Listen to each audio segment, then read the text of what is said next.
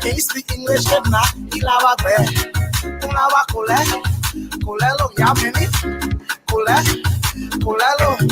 Take me to your mama. I don't want no drama. Talk to the people now bring my heart. I know you can face it so. Teta woman, teta. Because they not play high and see. Tita to engage you. Grab on the man, little high. I was standing asking people. Adaho, tell me if I die. Adaho, tell me if I die. My first I met you right, yeah.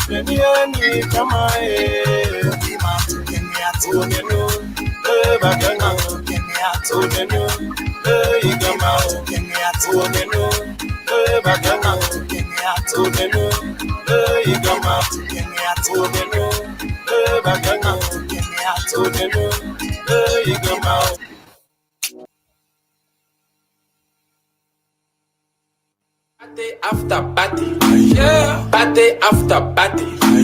There's one place, and that place is the place you can find all your party supply. It's Models D Party Supply on Camp Johnson Road. It's Models D Party Supply. Has all and every kinds of party supplies you need, ranging from party dishes, plastic tablecloths, Disney party banners for kids, flowers for weddings and parties, balloons, different colors and sizes, party dishes, different colors and sizes, gift wrap papers. We also do the following: rental services, chairs, tables, chair covers, table runners, and chair swords. You can find them all. Models D Party Supply. Our quality products bring you in, and our low prices bring you back. That's why we are Models D Party Supplies. Contact us on Camp Johnson Road, Monrovia, Liberia, next to Yes Transport, or call us on 0777 671 814 0886 777 665.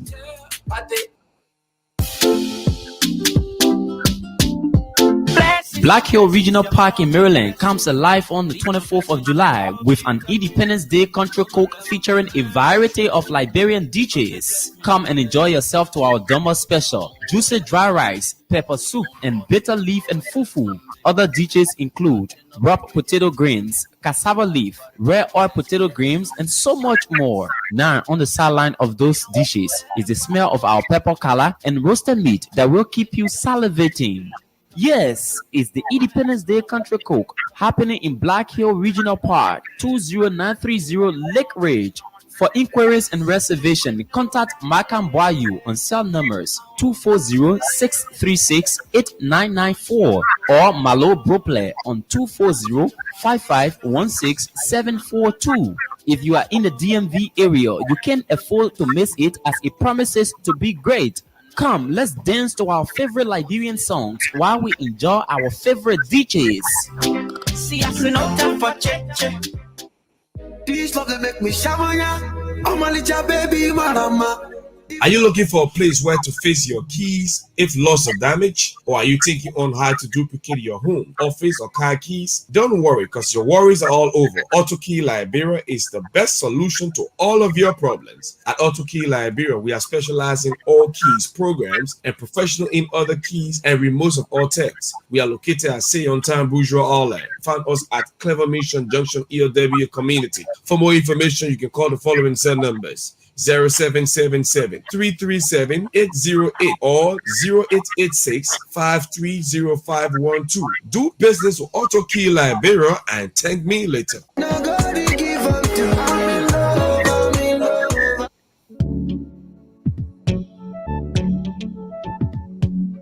We all know the headache we go through sending money to our loved ones, friends, and family in Liberia. High fees, long lines in banks, the usual complaint of the system being down, such a waste of time and energy. That is why I was very happy when I learned that SendWave is now in Liberia. So now I can send money anytime from anywhere directly from my smartphone to the MTN Lone Star Cell mobile money account of a loved one, friend, or family within seconds for just a tiny fee. So download SendWave now to your phone from your Apple Store or Google Play Store. Add your details, and don't worry, they are very safe and secure, and start sending money today. Don't forget to insert the promo code COSTA to get free $5 credit added to your first transfer. SendWave is secure, super fast, and by far the most affordable way to send money to Liberia. I'm Henry P. Costa and a very happy customer. Thank you. Program, you're listening to the Costa Show. Today is Friday, the 18th of June, 2021. The time in Monrovia is what time is it? It's 7:30. 7:30. No, just about 7:29. The time in Delaware is 3:29, and very good to be here. Good morning, Boga. Good morning, Costa, and good morning to our folks in the diaspora and those back home. Like he said, it's good to be here on the last edition of this week. Yeah, it is good to be here. Well, folks, I want to take this time to just observe a moment of silence Orangey. for all who have fallen. My former employee, Warren G. Prince Kroma, died in that tragic accident, along with two others so far.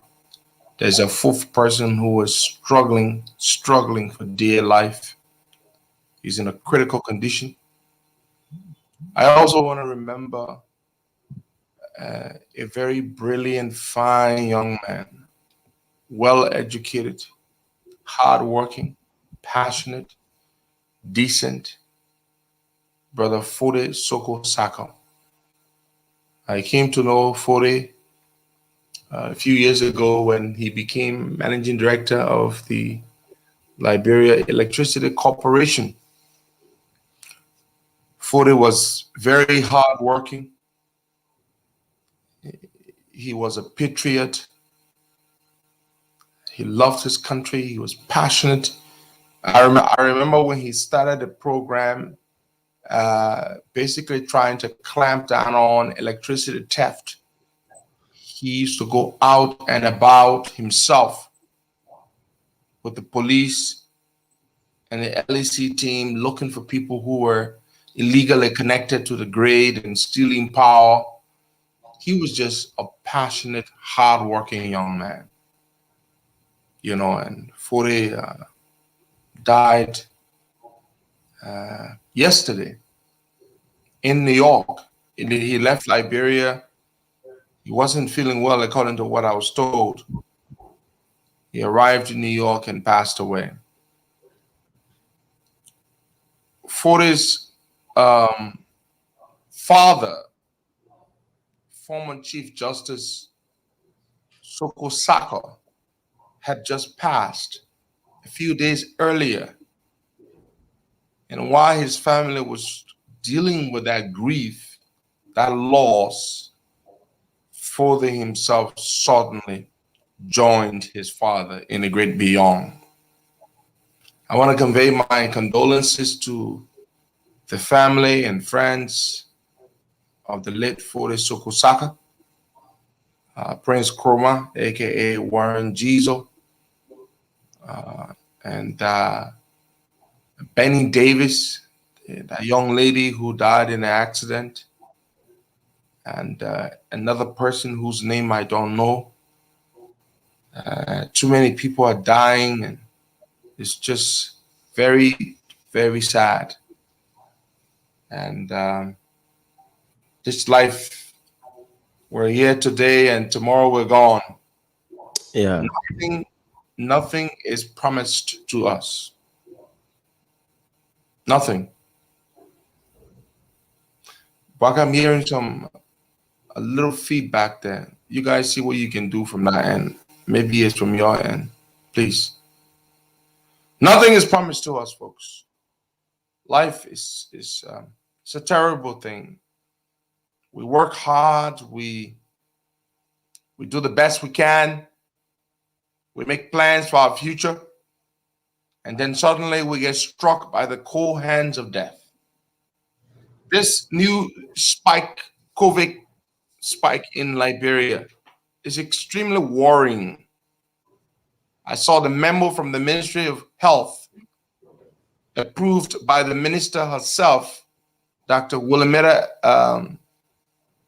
Jala, in which she tells her people that they're going to cut down staff by 50% in office staff. So people are going to have to go home and work from home because and the COVID thing is very serious. Yesterday, the president put out a statement. There is a new variant of the virus. Somebody call it what, the Delta variant or Delta strain of the virus. We're told it's extremely deadly. Don't be a skeptic. There are some of you who are very reckless with your lives because you're so distrustful. I'd rather be scared to try to protect myself than be in denial of everything. I know people who are like that. Oh man, yeah, the government is lying, man. Some people have actually told me they believe that the government is making this thing up about this new Delta variant, as they call it, which is supposed to be very deadly. They've told me that the belief is a lie so that the government can collect more money from the international community. Those are the people who are likely to be killed by this virus. People who are skeptical and are reckless as a result of their skepticism. They don't believe anything you tell them. Protect yourselves. People are sick. We're concerned about healthcare workers as well. They don't have the resources, the PPEs, and those essentials. Yet the government makes, at least according to what I'm told, I'm yet to verify that figure, but I'm told they make anywhere around $500,000 a month at the airport from this fake COVID testing that they're supposed to be doing. So protect yourselves. Mm-hmm. Even if you don't trust the government, but believe you me, people are getting sick. This new Delta variant is not joking. The fatality rate is much greater. It makes you sicker. It is not easy. Protect yourself. Protect your family. You know what to do. Wash your hands as frequently as possible. Wear your mask. And that goes to all of you there, boy guy. Yeah. Each and every one of you. Especially those of you who have not had the opportunity to receive a COVID vaccine. You need to protect yourselves. This variant called Delta, it's said to be it's from India, I'm told. And it is said to be extremely deadly. So don't sit there and lose your life because you don't trust the government. Don't do that. Protect yourself. COVID-19 is raging hell. You know, when is the government going to get vaccines? These buggers are able to spend $3.8 million to divide among themselves. Yeah. But they will not buy vaccines. Vaccines are becoming more available for sale. The Pfizer vaccine, the Moderna vaccine, the AstraZeneca. These vaccines are becoming more available for sale. But our government will not spend money to buy vaccines. The lawmakers can divide money among themselves. You know, they can take millions of dollars and divide it among themselves, but they will not buy vaccines. Why, you all have 60-something thousand. I saw the president's statement in which he said just a little over 6 or 7,000,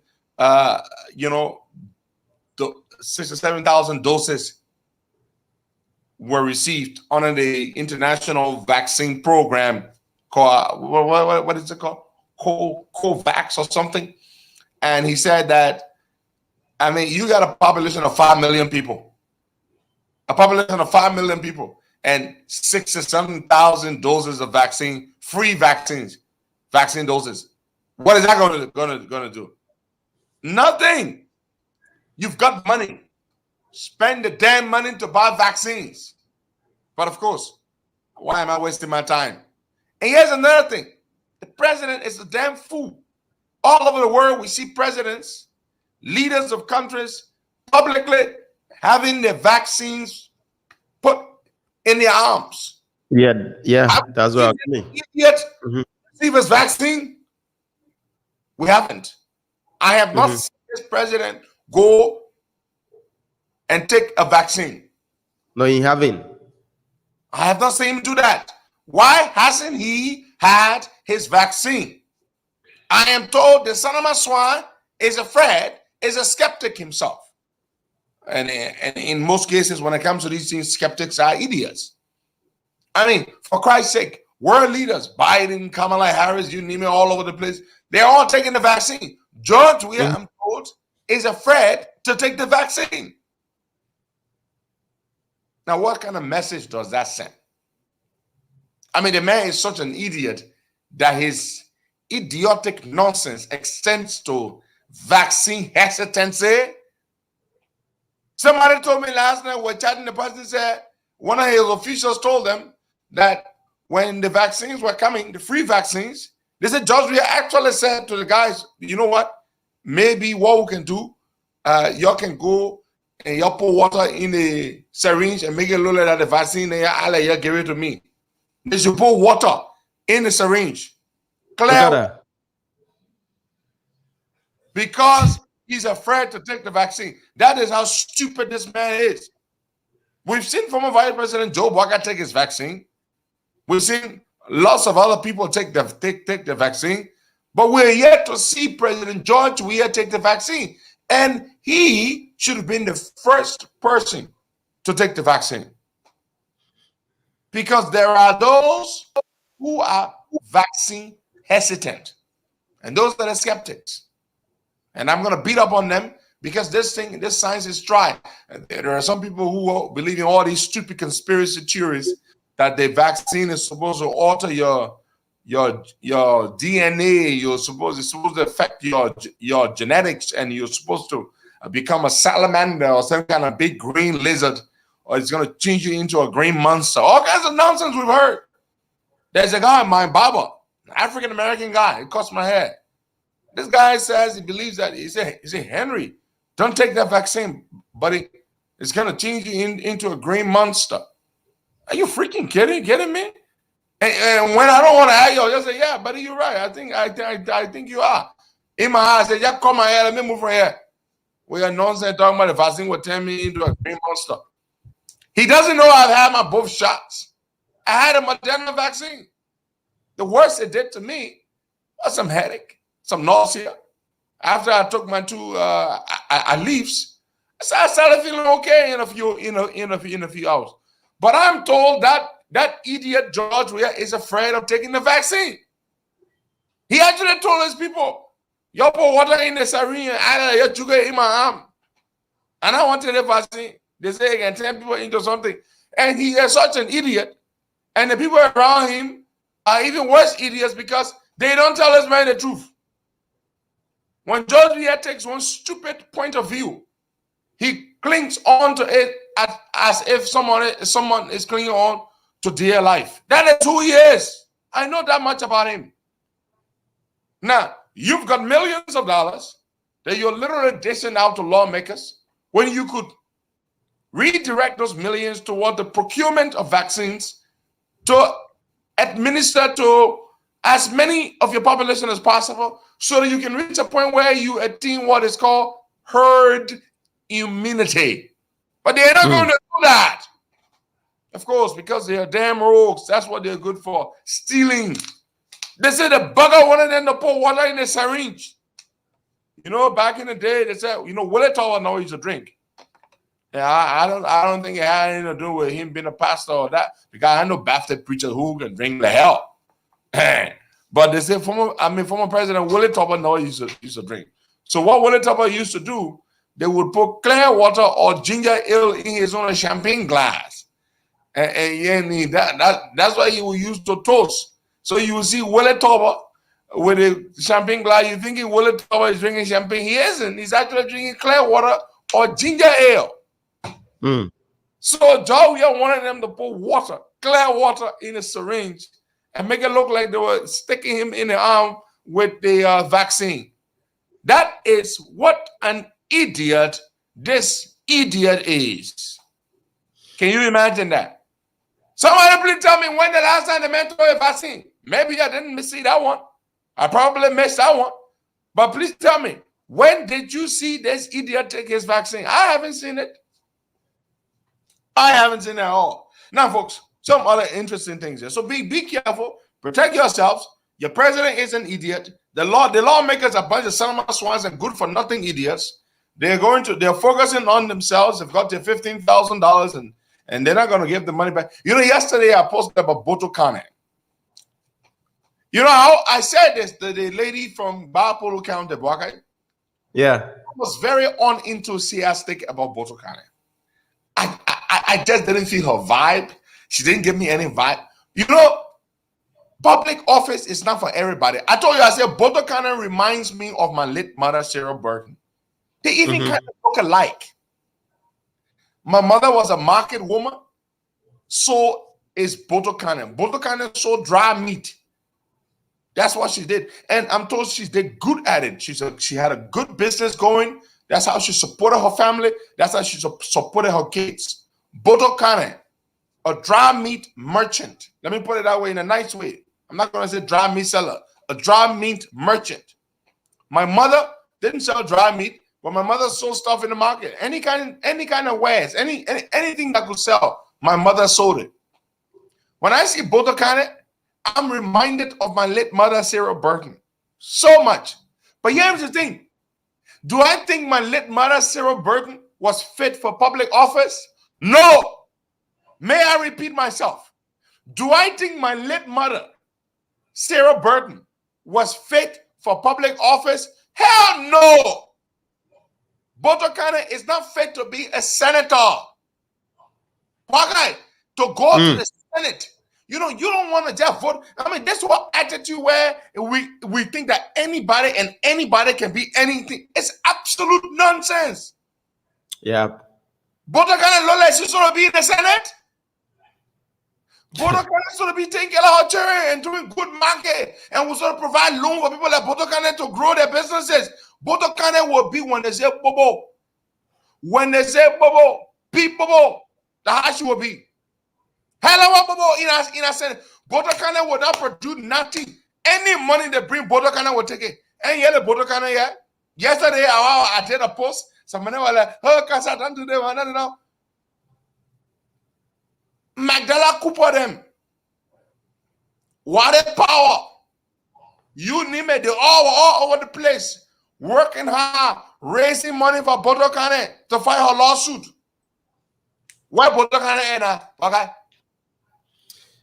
She there. She in a capital building and then was part of those that collected the money. And she collect. Why you think that woman was selling dry meat? No disrespect to people who was selling dry meat. Because my mother saw anything. You think that woman would look at 15,000 US? Why you think that woman, all the meat she sold, she ever saw 15,000 US? None at all. You think that woman, all the dry meat Botokane sold, she ever saw 15,000?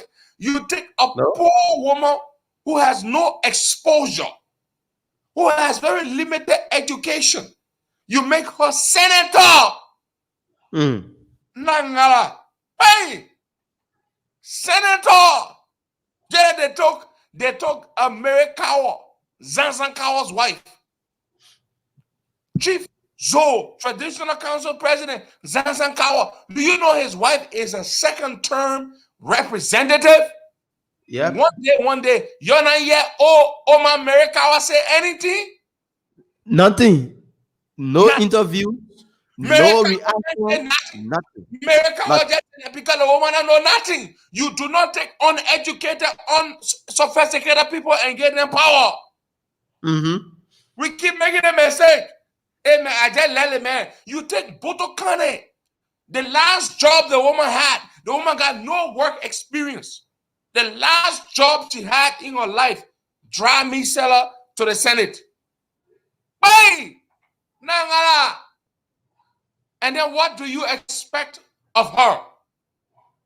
And I mentioned my own mother, my own beloved deceased mother, Sarah Burton, whom I love so much. Do you think my mother would be a good senator? No! My mother would not make a good senator. When I look at Boto, I see my mother. I don't know why. They kind of look alike and all. Botokane. But my mom would not have made a good senator or would not make a good senator.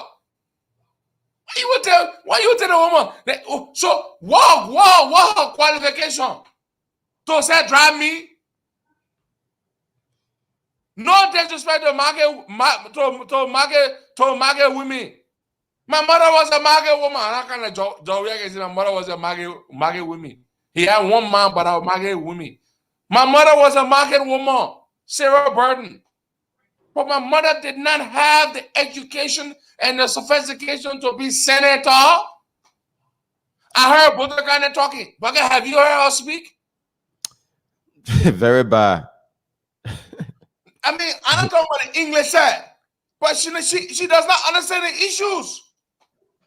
She has let's look at it from a different perspective also. Probably people may say she been relating with the people on the ground, the people that does not qualify you.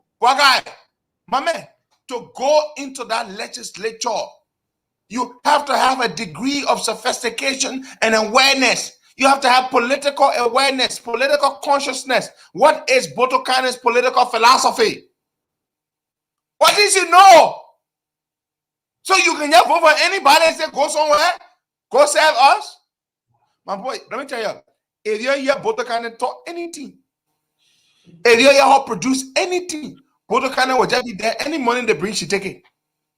Because this is a woman who suffered for so many years selling dry meat. You send her to the Liberian Senate, not even to the House of Representatives, to the Liberian Senate. You say, go be senator. Hey! But man, they won't put on her Facebook page. They won't can do some talking there, or they won't can do some posts and all the things. I've been following her. Post. Who can read a post? That you know who can read it? You Like know almost who can read a post? like almost get ready. Like almost Facebook page. So I mean, it's serious, man. We can't just send anybody to the legislature. Then you sit down there, you expect good results. that just one Fatumata Sayon also. She been in the house. I think this is the third time. Yeah. Yeah, I think there's the third time. Can you imagine? Yes. How the hell a woman like Fatumata Sayon, who some of you will mention her name, you will not even know whether she existing. Yes. This is her third term as a representative in Bombing County. Mm-hmm. And yet we say we want results. You think that everybody support to hold public office? You think public office for everybody? You can yet tell somebody from pushing wheelbarrow and say, can't go be senator? You think that how it's supposed to be? So Botokane comes from selling dry meat straight to the Senate. So what contribution will her dry meat experience bring to the Senate? Y'all please tell me. The experience as dry meat seller, what does it bring to the Liberian Senate? That the only experience she got. So can we say the constitution, that particular portion of the constitution, need to be revisited on issue of? Nobody asked them to revisit it. The people should use their discretion and vote for qualified, competent, experienced people. Somebody says she's a good woman. When I say she's a bad woman, we say she didn't know what she's doing there. I heard a woman talking. I thought my man straight. I said, hey, that's Sarah Button right here. That woman you want to enter the Senate? Well, the first time I heard Botokane talking, yeah, they say we must go to court and the case and the people won't cheat me. And I said, what? That the senator here? That the senator here? But man, they will have 9 years, Costa 9. And she already underdeveloped the same Botokane that represent. Botokane has gone there. It's an opportunity for her to escape poverty. Period. She will not say drive me again in her life. That 15G, hey. What to put on 15,000? Look, Liberia is not ready. The quality of people you elect. The quality of people you elect. And my man Tamakra said gender equality. So gender equality means you want to take my old man from the market, you send her to the Senate. I would not have voted for my own man to be senator because I know my man not fit to be senator. Yeah, man. Target. That anybody will go to the legislature. Then you say gender equality. Just stop that in there. Botokane will be Bobo senator. Bobo. She will collect all the money they bring. Any money they bring, she will collect it. She never wants to say drive me again ever in her life. That's her ambition. No more drive me selling. No disrespect to her. My mother was a market woman. I sold market myself, but I would not vote for my mother to be senator. The same way I would not vote for Botokane. And the same way someone almost young people passing around with a guy, Henry Tukpa. For him, he's an educated man. I told them, I said, you see Henry Tukpa, the former president of Cotton University? I told him, I said, this old man is just going to the Senate to retire. Now, I told them, they were passing all around with Henry Tukpa. Yeah, Henry Tokwa, yo. He said in the Senate, do you hear him? Do you hear Henry Tokwa? He joined the CDC. Unity Party, he joined CDC. He gone. A highly educated, experienced man. Gone. Look, you got to find people with the education, the exposure, and the passion, and the track record of service. You can just grab anybody from anywhere and you elect them. That's nonsense. You should not do that. Yeah, man. The thing just sad. It's very, very sad. Oh, they say somebody tell me say Haja Fatou Saya. They say she's a member of the Liberian delegation to the ECOWAS Parliament. The woman. Yes. Yes, oh. But what does she know? What does she say? We say women empowerment. That means we must take the woman in from the market and send them to the Senate. Hey man, that's what you're trying to say? The woman in the market, we must send them to the Senate. What did they know to go do there?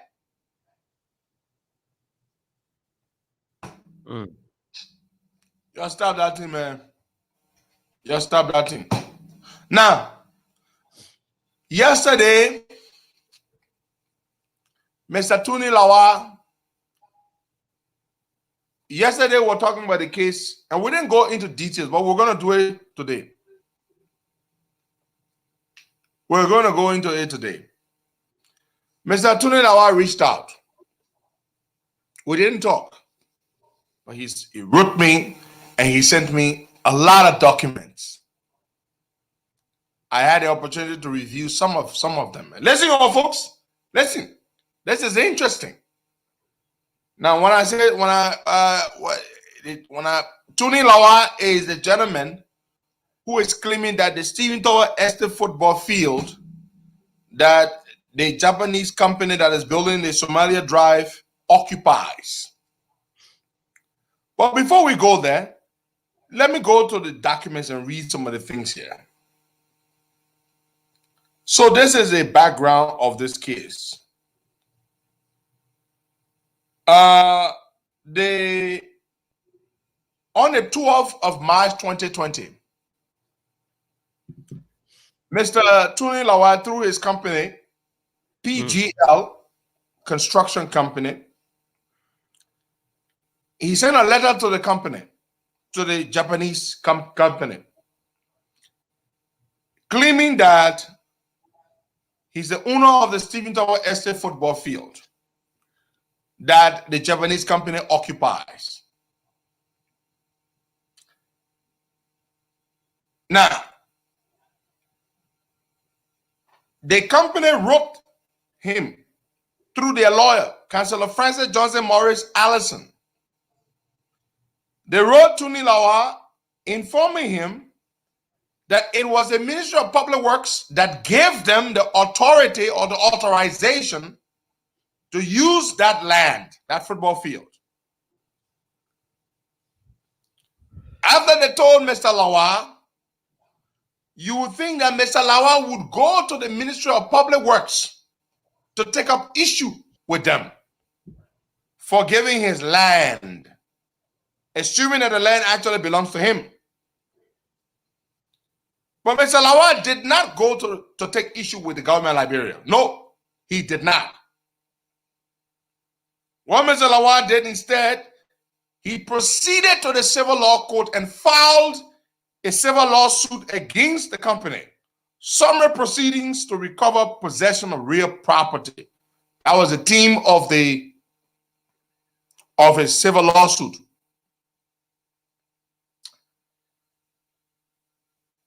The lawyer representing the Japanese company informed the court that it was the government of Liberia, through the MOU entered into between the government and the company, that gave them the authorization to use that particular Stephen Tower Estate football field as part of the contract agreement between the government, represented by the Ministry of Public Works, and the contractor. Based on that fact, Tuni Lawal should take up issue with the government instead of the company. But Mr. Lawal has decided that he wants the company to pay him instead of the government. So Mr. Lawal went and secured a bond, a $400,000 United States bond, and presented the bond to Judge Sheplo Dumba as part of a rate of attachment. They call it attachment.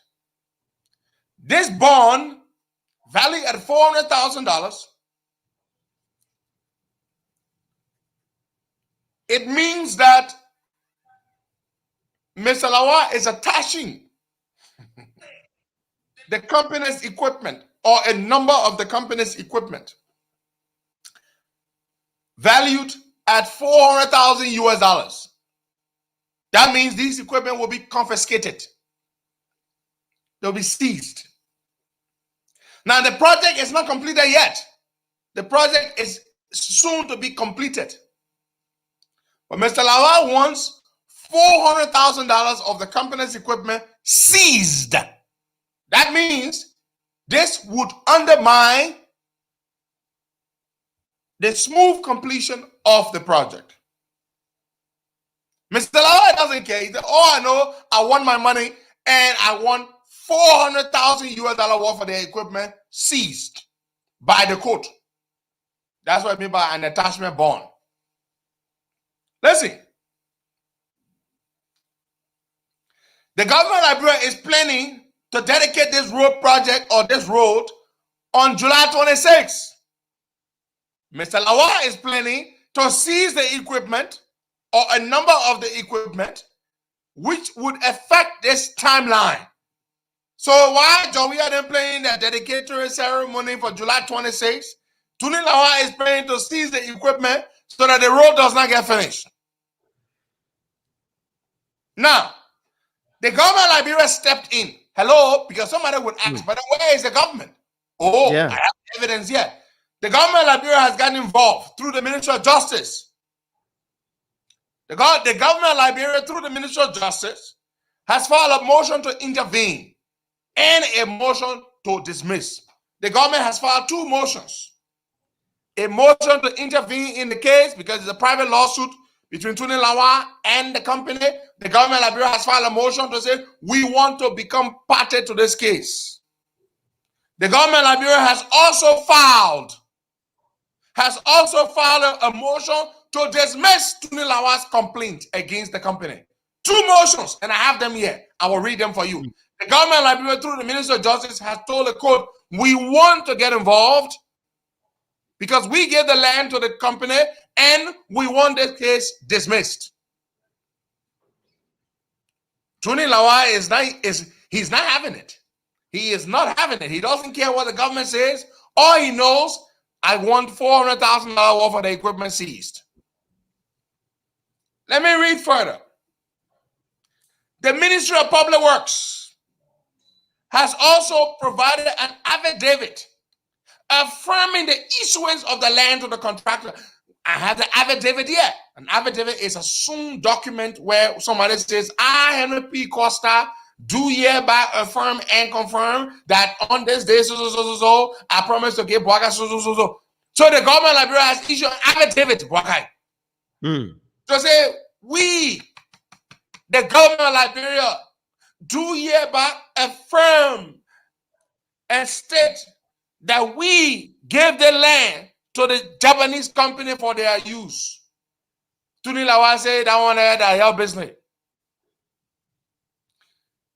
The contractors have been using the land since 2014. Why is Tuni Lawal raising an issue now? I asked him. He said, no, I've been raising an issue ever since. To be honest and fair, I promised Tuni Lawal, I said, I will be fair. I told him that. He sent me some letters. Some letters apparently written by his lawyer, the late Councillor T.C. Good, to the company, in which he demanded payment for the use of this land. I will read those letters here. I will be fair. I will put all the facts out as I have them. As per Article 8.1 of the signed agreement between the government of Liberia and the contractor, it is the government's responsibility to provide working sites for the contractor. It was against this backdrop that the company was given 3 sites. Site number 1, the Stephen Double Estate football field. Site number 2, the Jacobtown football field. And site number 3, the Stockton Creek yard. Yeah. Now, this company may be a private Japanese company, but they are representing the Japanese government. The Japanese government provided a grant of $50 million to do the Somalia Drive, but they selected this company and sent them to Liberia. So they should enjoy quasi-diplomatic immunity and privileges. They are not there here as some ordinary company. No. I'm going to read for you, folks. I have here the agreement between the government and the company. But let me go back and read a number of things here for you. So this is the letter I told you about. Tuni Lawa's lawyer is Councillor Johnny Momo. I know him very well, Councillor Momo, very good lawyer. I've known him for many years, even before he became a lawyer. J. Johnny Momo and Associates Legal Chambers, March 12, 2020.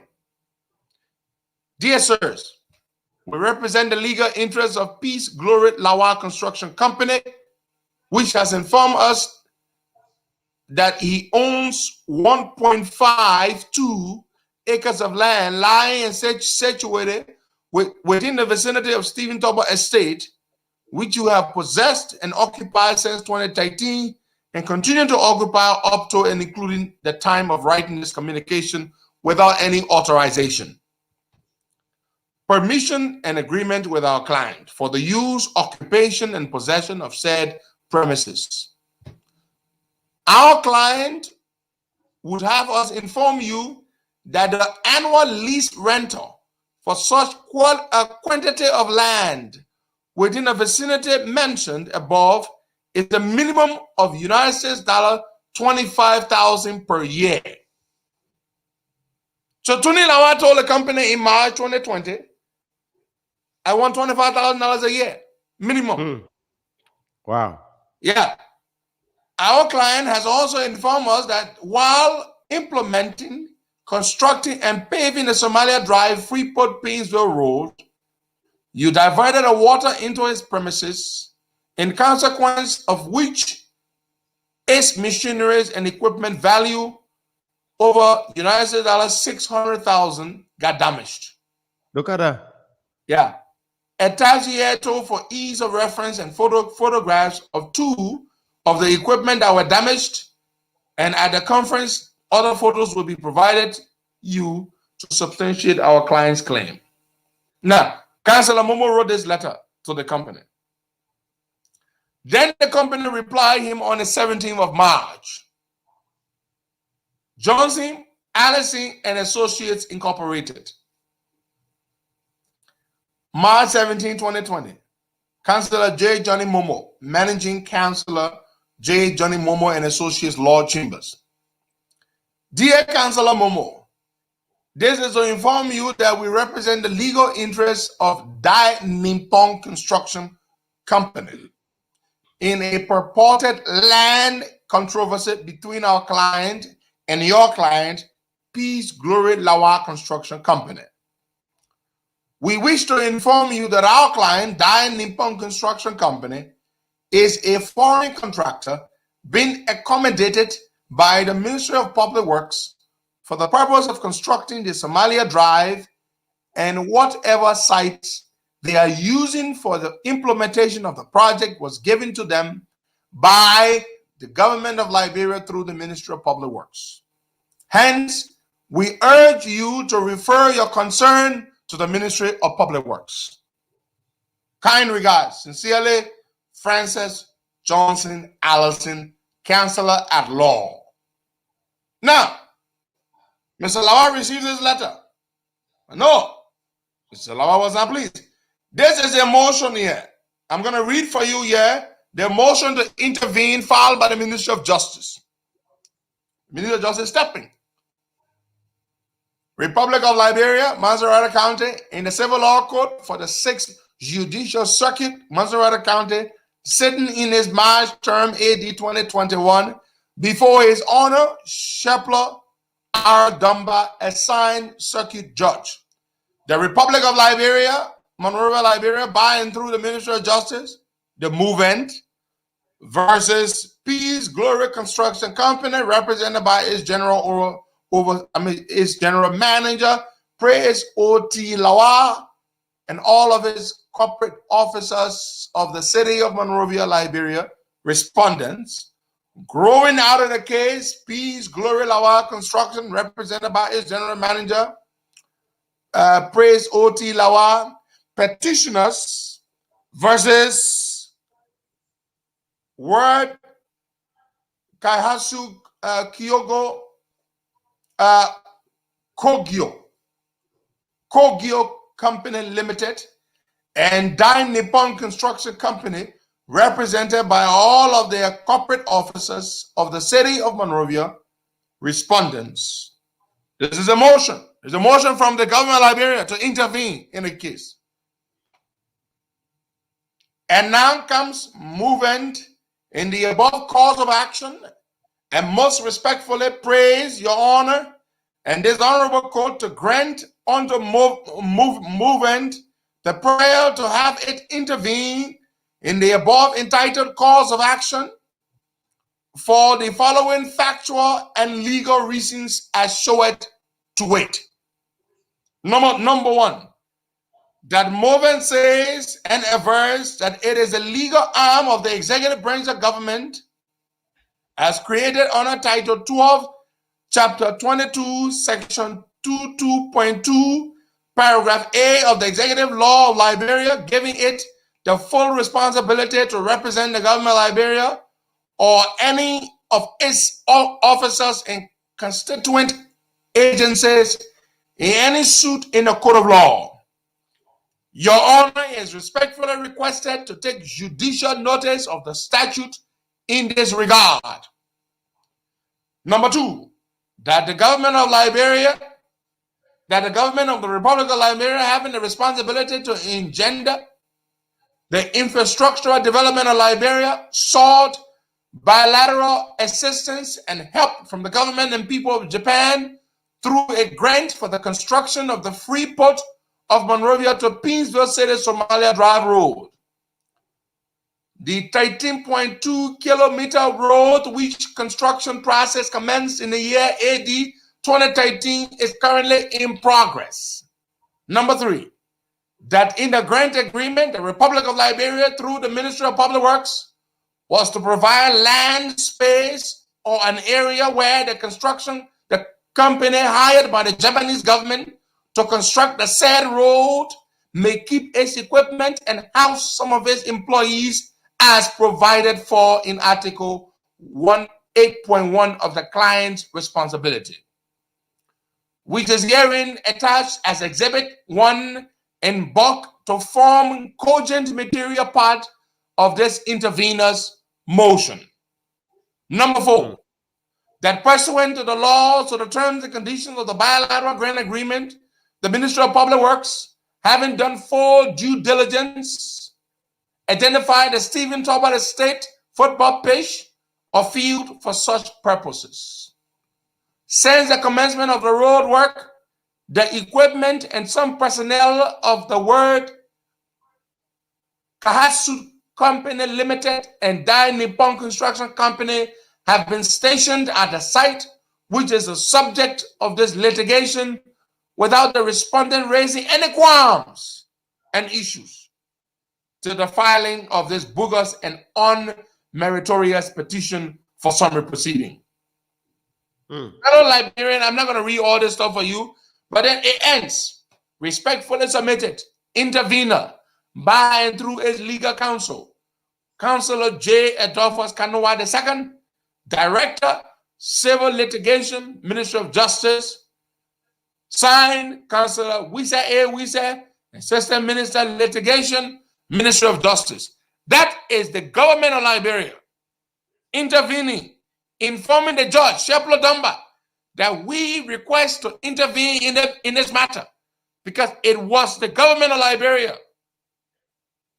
the predecessor administration, that provided this land to the construction company under section 8.1 of the contract agreement between the government of Liberia and the company to provide land space for the use of the company. So the people filed this thing here on the 7th of June 2021. Now, that is a motion to intervene. I'm going to also read for you the motion to dismiss from the government of Liberia. Let's skip all this other part here, but in the end here, basically, this is it.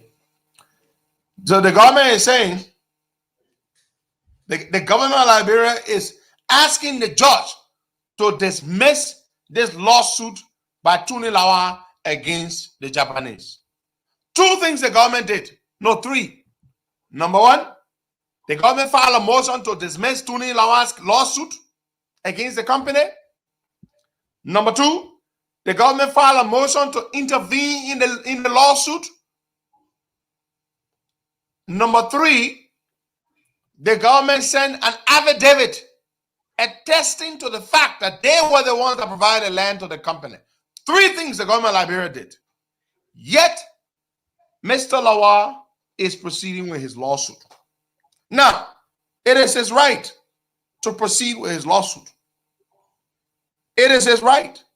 But you must bear in mind, folks, you must bear in mind. Now, guys, we got to bring our guests on. But before we do, hold on. You must bear in mind that Mr. Lawa supplied me some documents, which I will read here for you. Now, Mr. Lawa makes the case. I have some of my documents here. I'm going to read one letter for you. This letter was written, according to the date on this letter, it was written by his lawyer, then the late Councillor Theophilus C. Good, Councillor of Law from Kemp and Associates. He wrote this letter to then Minister of Public Works, William Judy Moore. This purported letter by his lawyer. Honorable William Judy Moore, Ministry of Public Works, Lane Street, Monrovia, Liberia. Dear Honorable Minister, we are pleased to inform you that our offices represent the legal interests of Mr. Praise O.T. Lawa, Chief Executive Officer, CEO of the Pillar Construction Company, Monrovia, Liberia. Our client, Mr. Lawa, has informed us that the Japanese road construction company that is implementing the Freeport Somalia Drive Red Line Road project under the supervision of the Ministry of Public Works has encroached on his property at Stephen Toba Estate Junction, Somalia Drive. The property in question is a private piece of land which our client temporarily allowed to be used as a playing ground for children near the Stephen Toba Estate while our client is preparing to develop said property. For your information, this property is not a public property. Unfortunately, the continued illegal occupation of the property by the Japanese road construction company has grossly denied our client the right to his property and to develop it, something that is forbidding and unacceptable under Liberian laws. In view of the above, we're requesting you to inform the Japanese contractors to immediately vacate the subject property upon receipt of this communication or meet with our client for possible resolution of the matter to avoid legal action. It is our understanding that the company is implementing the project under the supervision of the Ministry of Public Works. We anticipate your fullest cooperation in this regard. Now, what's the date on that letter, Costa? The date on this purported letter is November 15, 2015. That is the date on his letter. I also have another letter here written here. The purported date here is July 15, 2015. Written to then Minister of Public Works, Antoinette Weeks, who was there very briefly. So then Mr. Lawa also sent me what appears to be a lease agreement. I have here. So Mr. Lawa sent me a couple of things. Hold up. He sent me a lease agreement and from the National Housing Authority. Mr. Lawa claims that the National Housing Authority sold this property to him. Yes. I have here what appears to be a lease agreement. I have an official receipt here from the National Housing Authority dated March 26, 2009, received from Pelat Liberia Incorporated, as the name of his company. This is a lease purchase agreement. This is a lease for a lease purchase. They call it lease purchase. Listen. And what is the amount here I see is $2,000 For the amount of $2,000 they made out a receipt to Tony Lawa. This is the monthly rent. They said Mr. Lawa was renting this piece of land for $2,000 a month. Are you there, Bagay? I'm here. Okay. I have that receipt here. I also have here PGL Construction. Another receipt Mr. Lawa sent to me. A National Housing Authority receipt. Another amount here. $3,000. $3,000 United States dollars paid out to National Housing Authority. Now, we will verify these things. We'll check with the Housing Authority folks. I have another receipt here that Mr. Lawa sent me from the NSA. Then I have a transfer deed that Tony Lawa sent to me. As I said, we will be fair. He sent me these documents. But I'm going to make a point. Just because Mr. Lawa sent me these documents to prove two things. Number one, that he bought the land from the National Housing Authority. Number two, that his lawyers had been writing the Ministry of Public Works and the company to intervene to get his land back, does not make it right for Mr. Lawa to sue the company. The government of Liberia is the entity that provided the land to the company to use. Listen to me, folks. It is the government that provided the land to the company to use. If Mr. Lawa feels injured, that his property rights are being violated, Mr. Lawa is to proceed to the government that gave the land. According to Mr. Lawa, according to the letters he sent me, two letters, one written to the Minister of Public Works, Judy Moore, at the time, and to his predecessor in November 2015. These two communications point to Mr. Lawa complaining that his property had been given to the Japanese firm. Larry, good morning and welcome. Good morning, my brother Henry. How you doing? Good morning, my brother Boyka. How you guys doing this morning? Good. We're doing good, Larry. And good morning to all the people out there who are watching the show today. Yeah, good. So we'll finish up on this thing, and then we'll jump to our usual conversation. No, this is a good one. I like this one. Let's stick on it. So I have here, Larry, the transfer deed. Mr. Lawa claims that the community football field was sold to him by the National Housing Authority. Larry, I live in that estate from 2003 to 2009. Mm-hmm. And I have a deed here, and Mr. Lawa claims he bought the land 1 year after I left. In March 2016, his transfer deed. I'm going to read the deed. Know all men by these presents that I or we, National Housing Authority, represented by Stephen Y. Newville. Now, I know Mr. Newville. He now lives in Minnesota. I will reach out to Mr. Newville. Did they sell this land to Tony Lawa, the football field? Let me read. Represented by Stephen Y. Newville of Monrovia in the county of Montserrat and the Republic of the county of Montserrat and the Republic of Liberia, for and in consideration of the sum of $1,325,462 Liberian dollars.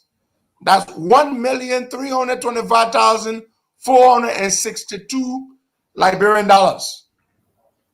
Paid to me by Peace Glory Lawa Construction Company of the township of Gardnersville in the county of Montserrat, the Republic of Liberia. So according this is the size of the land, 1.52 acres of land.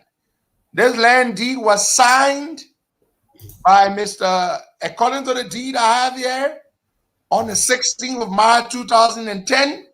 Jesus Christ, I didn't know this. Right?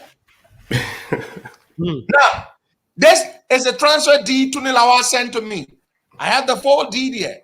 And so I'm going to find out. I also have here the lease purchase agreement between Tony Lawal and the National Housing Authority. The lease purchase agreement was entered into on the 31st day of August 2009. I have the notary certificate here, and it looks legitimate to me. So I have here the breakdown of this lease service agreement. This lease purchase agreement. You know, the way they operate is that you lease the land first, and then over a period of time, you get eventually. Yeah, and part of your payments go towards the purchase. Yeah, exactly. So I have the lease purchase agreement here. On September 1, 2009, Mr. Lawa paid $220,910.33 Liberian dollars. On October 1st, 2009, Mr. Lawa paid the same amount, so on and so forth, until February 2010. Now, folks, so Mr. Lawa claims, Larry, now we've read enough, that the property belongs to him. Right. Stephen Toba Estate football field. That the government of Liberia sold it to him. He has provided me documents, a lease purchase agreement, a transfer deed, and receipts of payments made the housing authority. Now, the government of Liberia claims that they gave the land to the company to use. It was part of the contractual agreement between them and the company. Right. Yeah. Mr. Lawa now wants to confiscate some of the company's equipment to the tune of valued at $400,000 through a lawsuit brought against them. The company is supposed to be completing the project to be dedicated on the 26th of July.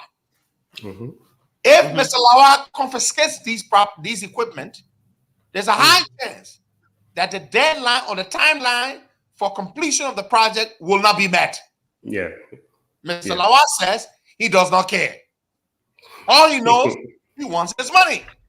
Now, according to these documents that I have, which I strongly doubt, in the spirit of fairness, that Mr. Lawa would forge, these are easily verifiable documents. I know Mr. Mr. Stephen Newville. He lives in Minnesota. I'll reach out to him. If indeed Mr. Newville was the one who signed over these documents to Tony Lawa, then first of all, I'm surprised that they will even sell the land to Lawa, because this land is a community football field, Larry. Football field, Exactly. yeah. It's a football field. So for Larry coming there, what do you advise here? So here's the thing. I said, First of all, Good morning. here's the thing. Good morning. Yeah. So first of all, let's look at the history of this Tony Lawa guy, and let's be fair and balanced. This guy has been running these type of operations and scams, and I would say scams. He's got a right to sue me. I would say he's been running this stuff since Ellen's time. I remember this guy specifically because in 2015, in fact, Amarakone tried to block payment of almost $2 million to this Tony Lawa guy because he was given a contract to renovate roads. I think it was between Bopulu and some role he was giving. Better yara. Yes, he never submitted what we call a bill of quantities, because the bill of quantities will show the materials you're going to be using, the work you're going to do, and all that stuff. This is how governments can use to compare what a contractor is going to do, to compare between contractors. In fact, exactly. In fact, when Unmill was drawing down, if you go to the Unmill's website, you can probably see it. I remember this guy specifically because he was in cahoots with Madame Sirleaf's sister, what her name, Janine Bernard. He was in cahoots with her. And the LACC stepped in and tried to block this guy from receiving payments. But somehow this guy got paid. And when my man Cholo Brooks from GNN posted this thing out there, he sued Cholo Brooks for about $10 million. You know, it's the whole scam of trying to silence reporters from digging into the facts. So right now what he's trying to do, he's trying to win in the court of public opinion, right? Sending you all these documents. But let's look at this guy's history. And Liberians they can smell a crook from a mile away. He's been running scams in this place for a very, very long time. I know the new administration is stepping in saying Liberians will not be spectators in their own economy, but here's another example where a project that's going to benefit all of Liberia is going to be slow, delayed, or even stopped by one man who some may argue is not even a Liberian, so he doesn't have that nationalistic view of Liberia. Let's look at Tony Lawa's history before we really, really say, hey, is this guy being cheated? His history doesn't show that he's someone who is out there looking to do some good thing for the Liberian people. You know, this guy, he's been doing this thing here for a long time. And if you don't agree with him, he tries to sue you. You know. Let me ask you another question before we come to Isaac. I told you there's a timeline here. The company wants Ebola and all kinds of things have affected this project. Even COVID. They want to go back to Japan. And this company should enjoy some quasi-diplomatic immunity because they were sent to Liberia by the Japanese government that is fully funding this project. Right. They want to finish this project and go back. But Mr. Lawa, if he attaches, what do you think that Josh should do? I mean, the Shabla Dumbla is a judge who has to in terms of his rulings. If Shabla Dumbla attaches, he's already granted the attachment. Now the next thing they should do is to go and effect the attachment by seizing the road equipment. Do you think that's a nationalistic decision by this judge? That's not going to help, you know, and this is why we have these checks and balances. But the judicial system in Liberia is extremely weak. Extremely weak. This is something that shouldn't really take a long time to, like they say in law, to adjudicate, right? It shouldn't take a very long time. This is simple. The Liberian government can prove. I mean, he's using one entity from the Liberian government to argue against another entity with the Liberian government, which is kind of silly. But the judge shouldn't just jump the gun, go ahead and start slowing down the project unless Mr. Lawa can offer substantive proof. Substantive proof. But it is not helping the people. If Lawa was interested in helping the Liberian people, he would not stop this project from going through. And this judge, we really need to kind of look at the decision he's made. He shouldn't really put a lien or he shouldn't put a hold on this project completely. I mean, the project has come so far now, let it just go ahead and get it done. But the Liberian government need to be very decisive and say, look, this thing is going to help the Liberian people. That should be priority number 1, 2, and 3. You know, but I want people to look at Lawa's history of the construction work he has been doing. He needs to be audited and look at the project he's been paid to do. Look at some of the roads this guy's been paid to do. Has he completed it? No. This is just another, you know, situation where somebody coming into the country and trying to abuse our weak judicial system. That's all it is. Isaac, what do you say to this? This is a serious issue. Yes, so I'm not too occurrent with the context, right? But what I'm hearing from Larry is if somebody was a criminal before, they can be right in an instance. That's high level. That's what I'm hearing.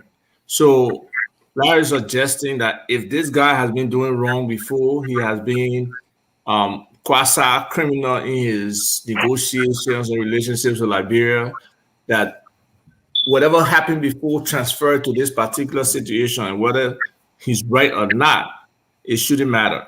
I don't fully know the context, but I think if somebody has a legal case and he's talking about our judicial system, that case should stand on its own merits. As much as precedence is involved in making legal decisions, to the extent that the judge can use precedence, yeah, they can make that decision.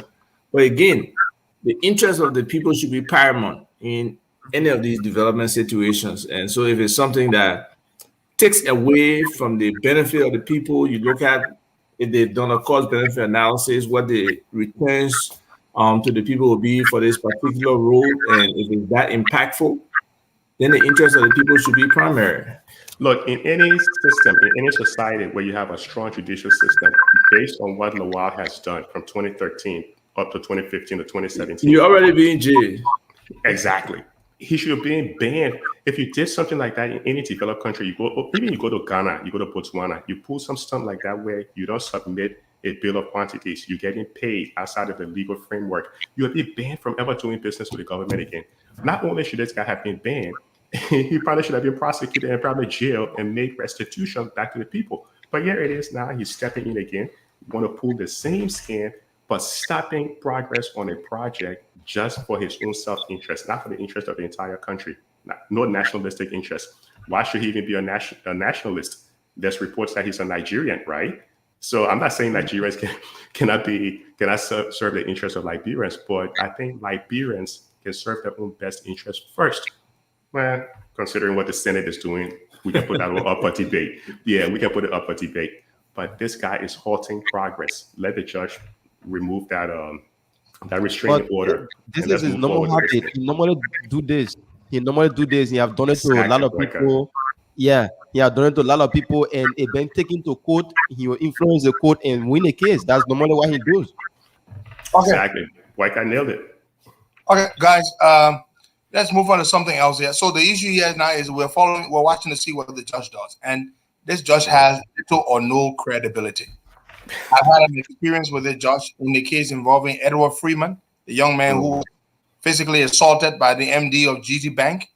This case, the young man filed a lawsuit against the bank, and the bank filed a motion to have them divorced from the lawsuit because they didn't want any liability, even though it was the bank that signed the MD's surety bond, but they wanted to, because as a foreign worker, and they wanted to be tried.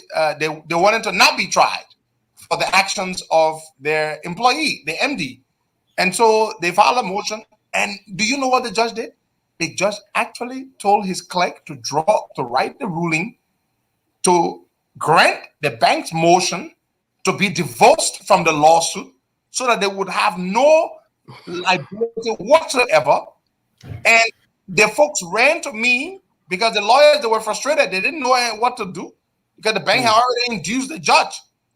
We made the judge tear up his ruling and wrote a brand new ruling dismissing the bank's motion. And he was angry as he read that ruling, and even mentioned that people went to the court, to the radio station, the talk show host to harass us. What was the point? Even mentioning that? So I don't trust Sheplo Dumba. Sheplo Dumba was a national interest here. He will look at his history. You're looking at his history. So I don't trust him. I want to my final point on this issue before we close for today. Tony Lawa may indeed own this piece of land. And I'm even surprised that they sold this land to Tony Lawa. I will reach out to Mr. Nouvel. I mean, the Stephen Toba Esther football field belongs to the community. That they sold this land to Mr. Lawa surprises me. I'm sure estate residents don't even know that Lawa bought this land. I mean, it's wrong. There's a community land. So you think he bought the land, they did a survey of the land, and nobody noticed that? Isaac, I have a deed here the man sent me. Lawa sent me what looks like an authentic deed. He sent me receipts. He sent me a lot of things that look authentic. I'm not gonna lie. But why would they sell the land to Tony Lawa? But Pedro, a contract based on fraud is voidable. So he can have a deed, but if that contract if he was sold a land that shouldn't have been sold to him, that contract is voidable. In essence. Yeah, who's the original owner? Huh? I said, who's the original owner? Is the community the owner, or is the state? That owns the land is the Stephen Tupper Estate football field, Isaac. I'm sure you know that land. There's a plot of land, 1.52 acres, right there at Stephen Tupper Estate Junction. Right. Yeah. And to find out that this land was sold, when Lawal told me yesterday when we started discussing this issue that he bought the land, to be honest, I was in outright denial until Lawal sent me documents, transfer deed, lease agreement, receipt of payment, didn't as far back as 2009. Are you freaking kidding me? Yeah. So the issue that's our point on that. But let's move on to something else here, guys. The latest variant of the virus, the Delta variant, reportedly is what we have in Liberia. It's making a lot of people sick and people are dying. What can we do yet, gentlemen? I'm sure did you guys see the memo from the Minister of Health? Did you see the president's release? Yeah, I did. I did see it. Only if he could have a press conference actually to speak one But day. that's why I just asked somebody, was that or record? Because they said address to the nation. Now I know address doesn't mean press release. No, you got to read it out, of course. You gotta, yeah. Did he read it? Bagay, did the president speak? Did you hear the Yeah. He read it. Okay. Normally he do it at a house. Or they pre-recorded it and played it. Like normally what he do at a house, he call ELBC and they just do a video stuff and send it out. Watch a video of him reading it, or you only heard the audio. I heard the audio, not the video. Why you got video? I'm making speaking video.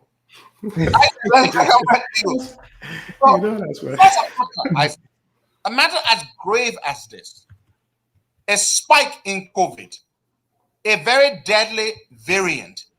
Do you not think that justifies the president physically, personally addressing it? And that's why this whole government does not understand about optics. Because as a president, when you approach your people and the emotion you express while reading that thing and the seriousness you give it will help people to be more serious about it.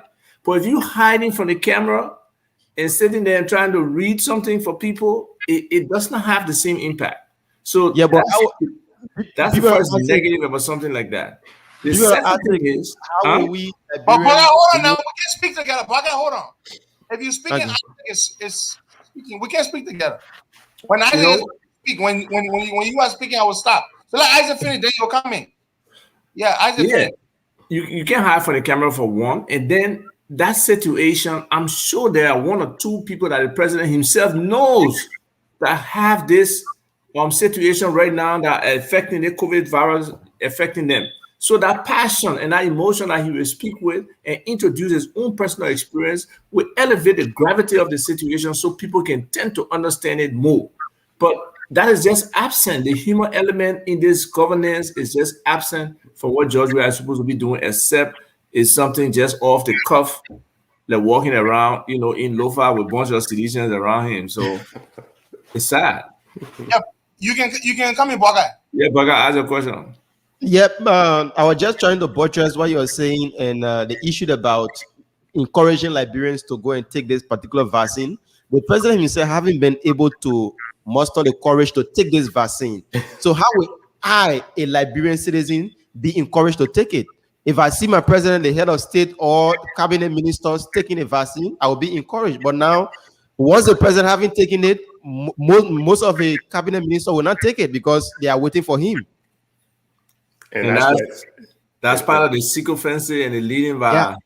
That's what I say. Leading by example. I said die because president the vaccine is out, not going to take it. But in some ways, that's where leadership comes in, right? Because when you look around the world, you'll see people like Biden, Angela Merkel, and some of the leaders out there. Even in Africa, you'll see some of the leaders out there being at the forefront to convince people that the vaccine is safe, because there's a whole lot of rumors and stuff circulating that this is some big plan by the white man to eliminate Black people. So there's all those nonsense rumors and stuff out there. But yeah, it shows leadership, Boycott, absolutely, the president should be at the forefront. But the bigger issue, Pedro and Iva, the bigger issue is who decided to send. I don't know if they're using the Pfizer or Moderna that requires 2 doses rather than the J&J. Because AstraZeneca, I'm told. they're using the AstraZeneca version. Because the 1 dose, we don't have that kind of storage facility for the vaccine. Because the 1 shot would have been better.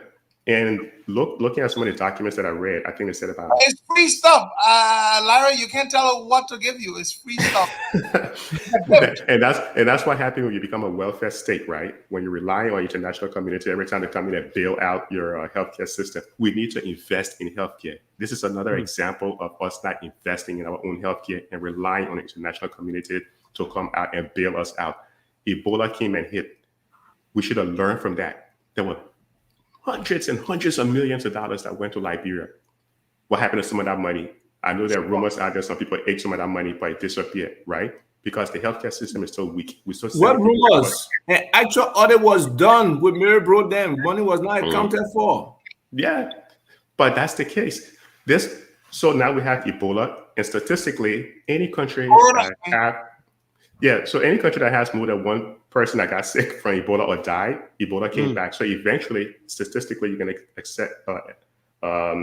you can believe that Ebola will return. Now we have COVID-19. COVID-19 is not going away. It will come back year after year after year. We need to strengthen our healthcare system. Seriously, Africa needs to invest in the healthcare system. It's devastating that this Delta variant is coming in. Poor countries are being hit really, really hard. We don't have ventilators. Let me ask you, Pedro, Ava, and Boyka, wasn't there some talk about the Liberian government ordering thousands and thousands of ventilators? Wasn't it something that Eugene Nangwe mentioned at one time in a press release? Saw that letter. We saw a letter that Eugene had written to a company, to a supplier, supply them a couple of ventilators, but we don't know whether they were ever delivered. That's it. That's another thing. I think they were buying it at about $17,000 a piece or something like that. No follow-up. This is where the press should reach out to Eugene. Eugene Lang was sitting at Maritime now, but should reach out to the Ministry of Information and ask them.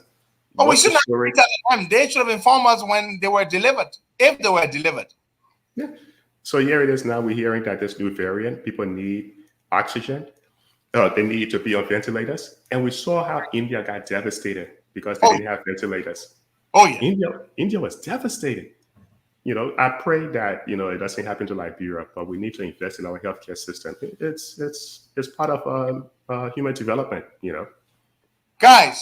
The numbers are sad, though. The numbers are very, very bad. If you look at in the last few days, how the numbers have been ramping up, the number of cases, even the deaths, compared with how static the death was, like, I don't know how many months before, like only 1 person will die, 1 person, but when 5 person dying, another 3 dying, that's significant. That's like 200-300% increase from where it was before. So we don't know what direction is going. And then the jadedness of the people in terms of another lockdown, it can be terrible, because when they were promised food and other stuff before, they were not giving those things. And I was there. It was like no coronavirus was there. So to change the people's mind now that this is not another government scheme, it will take a lot of public awareness, a lot of committed effort to really influence the people and to make them comfortable if you're locking them down. You saw the Ministry of Health, right, where they said only 50% of the staff will be reporting. Yes. So, what are the financial conditions? Are they paying those people to stay home? What are they doing so people can understand if the Ministry of Health time for the paying to stay home? I said, wait up.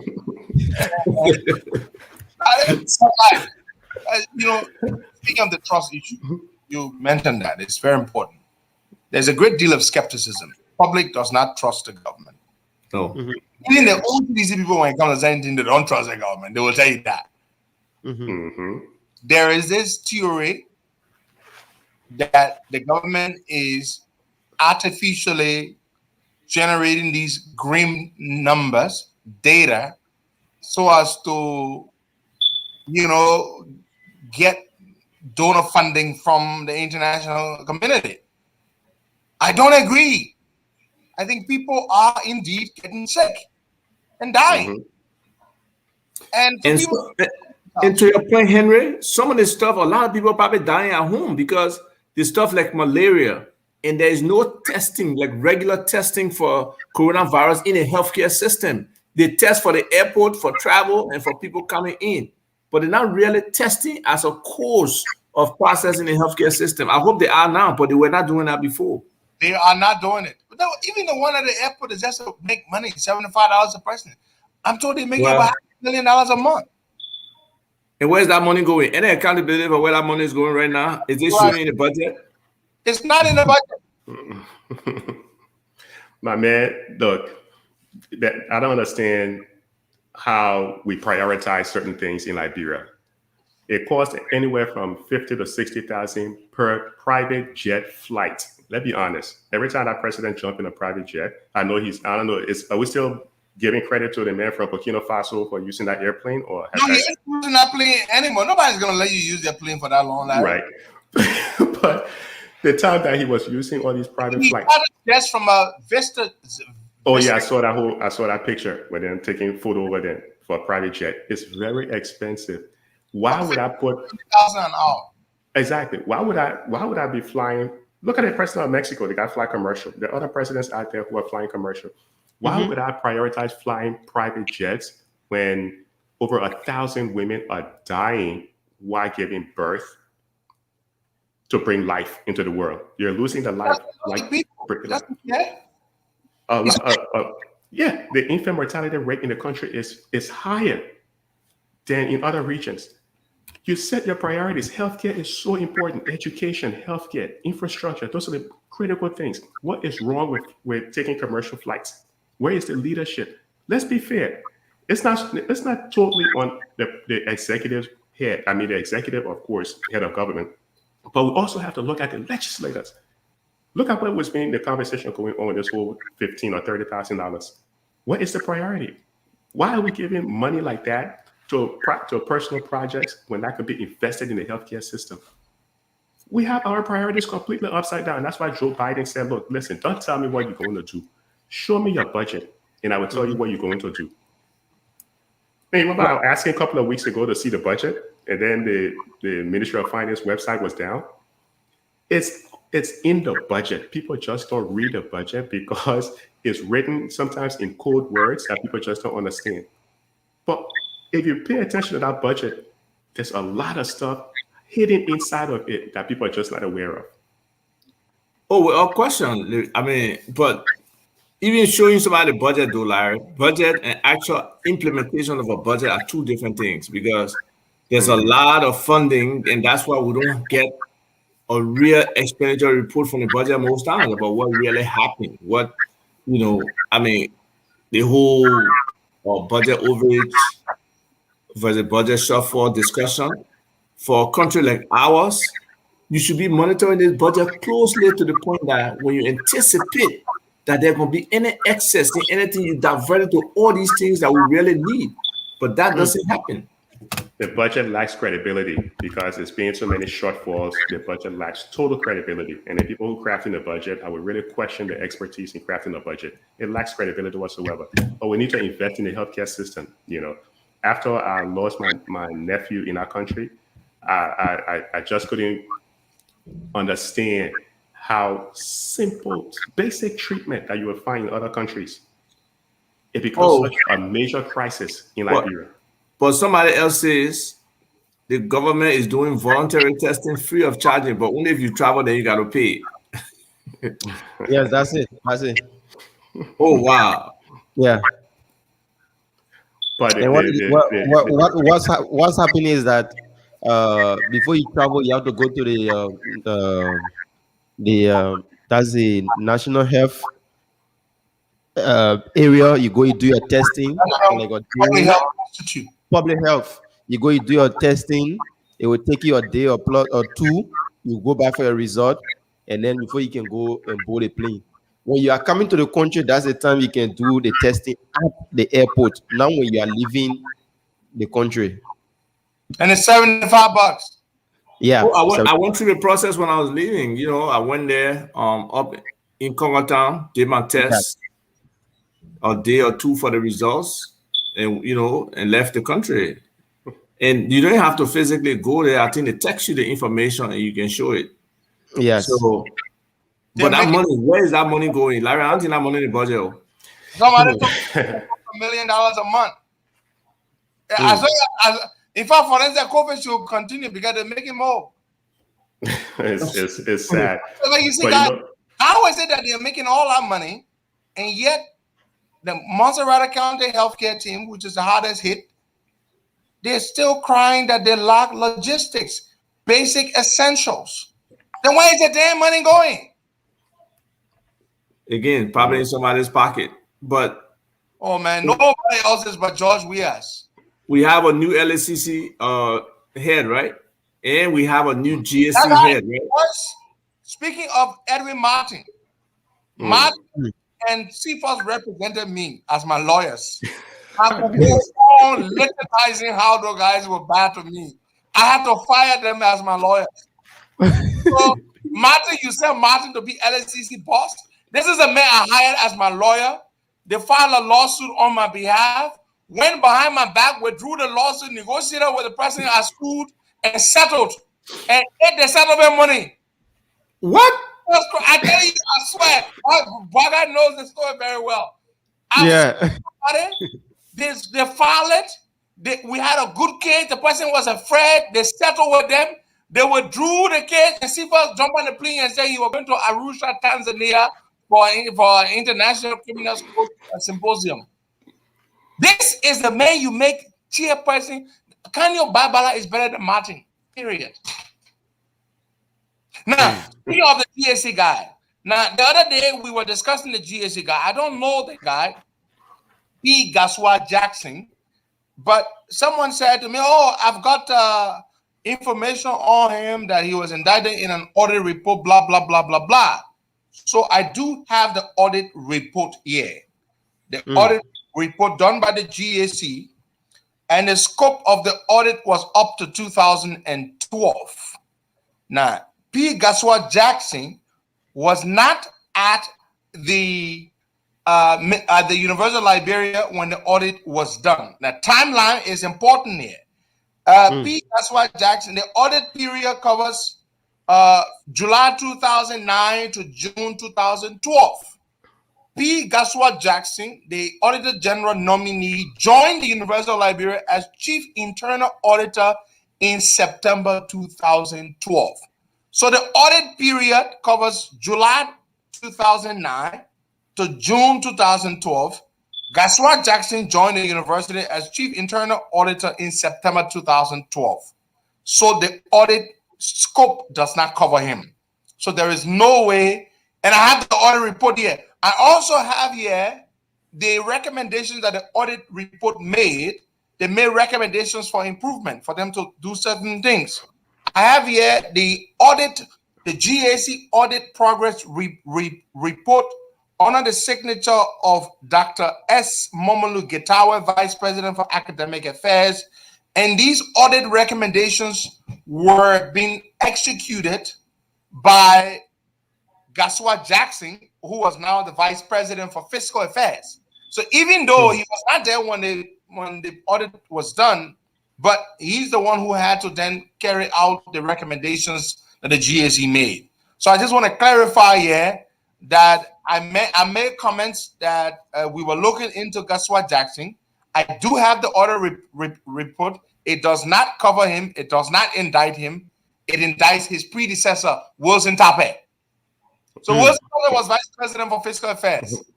And he's the one indicted, not Gaswa Jackson. So Gaswa Jackson is cleared. And in fact, not only that, what is impressive, guys, is that the GAC made recommendations. So Gaswa had now taken over as Vice President, I think from 2016. He's the one was in the post. So the recommendation the GAC made, unlike other people, what's commendable is that, when the GAC comes, they audit you, then they do recommendations. Oftentimes the guys will throw the recommendations away, right? But what's interesting, and I'm going to share it with you guys right now in our chat room. Joshua Jackson actually went ahead and executed the recommendations by the GAC. So that to me speaks to his integrity. I just want to point that out. But I don't know the guy. I've never met him. Well, I'll be for transparency's sake. I personally know him. My father was reared by his grandfather. And my father's name was actually Isaac Va Jackson before he changed his name to his, so he's a man. So he's my cousin, quote unquote cousin. Yeah. And anything can go on a cousin. Huh? Anything can go on a cousin. That's what that was not true. Especially with Saint Jackson operating, anything our cousin. Everybody. So, but I've met him. He's an impressionable young man. He's been at a university. He's, I haven't heard any corrupt situation about him, to be honest. And it's open, as a public servant, people should come out and say that. But what just concerns me is that, you just said Tappe was indicted. We never heard about any court case, any prosecution, And also, these audits are just useless. I sent the audit report. I sent it to both of you guys in our chat. I was just looking at it. Not only did I send the audit, what's impressive, guys, just before Larry comes in, is that when the GAC audits you, they make recommendations for you to improve your internal control mechanisms and all kinds of things, right? Joshua Jackson actually took it upon himself to implement the recommendations of the GAC. And not only that, he made those progress reports, consistent progress reports, as the internal controls and mechanisms were being instituted. He will report to the GAC through, of course, the vice president for administration. So that is commendable. And so when I raised these issues about him, that we were looking into possible link to the audit that was done, that's when I got the audit report in question, plus the report, one of the reports on the progress, which is commendable. Now we hope that now that he has a 7-year tenure, if he gets confirmed, that's what I hope the president will say this stuff. We hope that he will maintain his integrity and he will not allow himself to be bullied or to cattle to submission. You make it, Larry? Yeah. And that's the key point too, because once someone have like a 10-year position, or they're going to sit in a position for a very long time, they kind of relax, But the impressive thing with what the report you just sent was the GAC made their recommendations. Not only did the university step up and own up to those recommendations, but the university went ahead and started either implementing those recommendations right away, or some of those recommendations have been partially implemented. When you read other GAC reports, you can see that sometimes those institutions never implement the recommendations from the GAC. The GAC recommended risk management, bring the university in to discuss how you manage risk. And it went ahead and it put something in place to get that implemented. So that is a sign of, hey, these guys are willing to do better and move forward. Read a GAC report on what happened at the central bank, the whole 25 million mapper. You think those guys changed anything in there? Of course not. Nothing's done. And so this is very, you got to applaud this situation, that there were follow-up progress report. I rarely see these, and the one or two I've seen. You are looking at it, right? Mm-hmm. Yeah, I'm looking at it, and the one or two I've seen is like, nothing has been done. At least you see some things implemented here, partially implemented, and few not implemented. So that that's impressive. And I just honest about what they were reporting. You can see so far from their own progress report what had been accomplished, what was in the works to be accomplished. Yeah, that's very commendable. The GSC should be working hand in hand with the Ministry of Justice. Hand in hand with the Ministry of Justice. When you have these kind of audits, the Ministry of Justice, Solicitor General should step up, read it, and then go ahead. That is when you have a president who has the political will to fight corruption, who is not a thief himself. Well, you have leadership. That's the most critical issue. You have to have some leadership. GSC folks GSC does their audits. They will publish the audit. They will publish it. course. The Minister of Justice and the LSCC then should take action, but they don't. They never. Imagine if Boyka comes out, I give him money to go do a project. He comes out, 50% of the money disappear, walk out the door. GAC comes in. What's the explanation? You think what's going to stop Boyka from doing it again if nothing happens? What's going to stop Tony Lawal from pulling his scams again if no one go ahead and say, look, my man, you did this thing in 2015, did this thing in 2017. Here it is again, you're trying to do it in 2021. There is no reason for them to stop doing anything they're doing if there's no prosecution. The rule of law, no country will ever develop without the rule of law. I don't know why we're fooling ourselves, but there are things that people in the country can do. The pressure groups then that are out there protesting and things like that.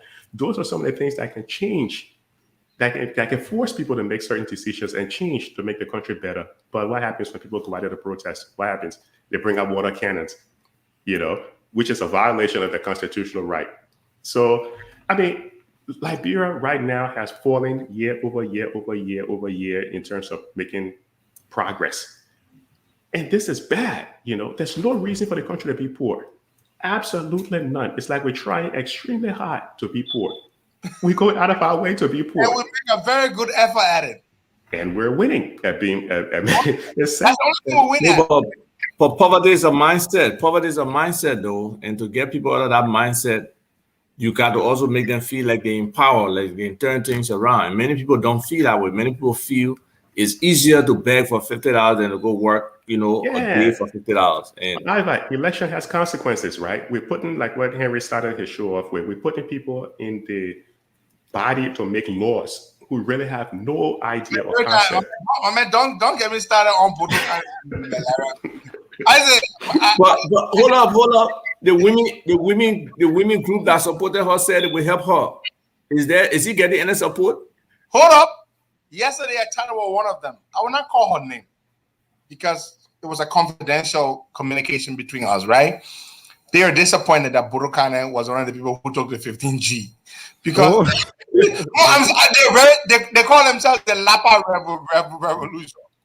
Yeah. Now, these women raise money for Poto. Larry, the woman could not even afford to pay her own lawyer. I remember they reached out to me to ask me to raise money for her when they were fighting for her. But you know why I didn't do it? I didn't feel the woman vibe. I say, how some people vibe, you just don't feel it? I didn't feel the vibe. When I look at the woman, I think, the woman, look at my woman. And when a woman reminds you of your mom, you gotta like that person, right? You gotta like that person. So I just grew, I just became very sentimental when I saw her. She resembles my mother and all, but wow. Yeah, but she loved my mom. And I said on the show, but I said I didn't think she was fit to be a senator.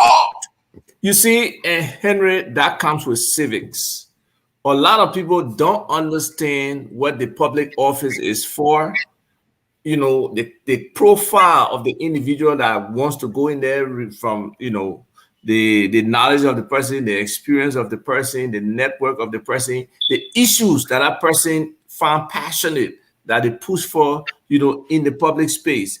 It is sometimes about, do we know the person? Or the person I tried 2-3 times, let's try them this time.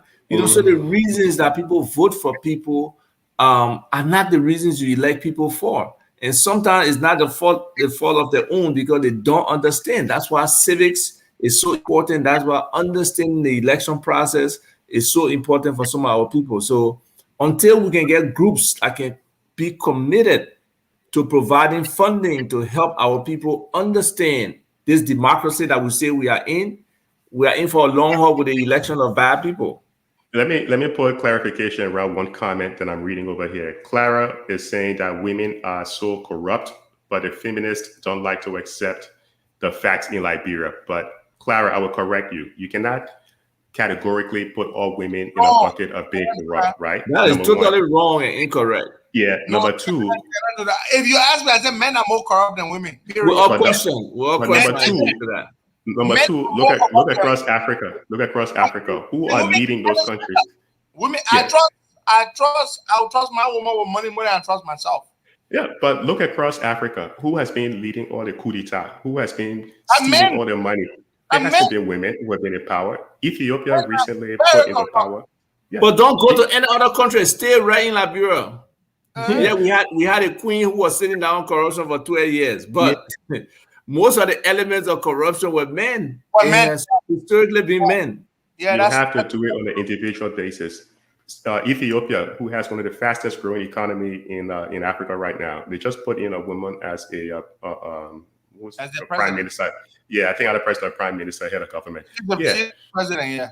But I mean, prime minister has more powers than she does, yeah. Yeah. So I would not say categorically that all women are corrupt. It's on an individualized basis. There's no data to prove that. But let me get under Costa's skin for a second. What was his biggest supporter? Man, Boynet? What was her name? Oh, you know we are. What are we at? Yeah. Who's put up more money? Black guy laughing. He's hiding over there. She's one of those exceptional. That case not solved yet. No, I gave my blessing for them to arrest her. They got the arrest warrant for her. He put out a citizen's arrest for him. I was very surprised when I found out what a woman did. You know what, guys? Guys, let me say something here, right? It's difficult. You know, I understand where people come from now. Why leaders compromise when people close to them do wrong to take action? Yeah. My man, Boyno was one of my closest people. I mean, one of my loyal supporters. But Larry and Isaac, when she did what she did, and the first thing I did when the lady called me, this is a COP woman too. And COP people empower other COP people. There's no organization in Liberia that does that compared to COP.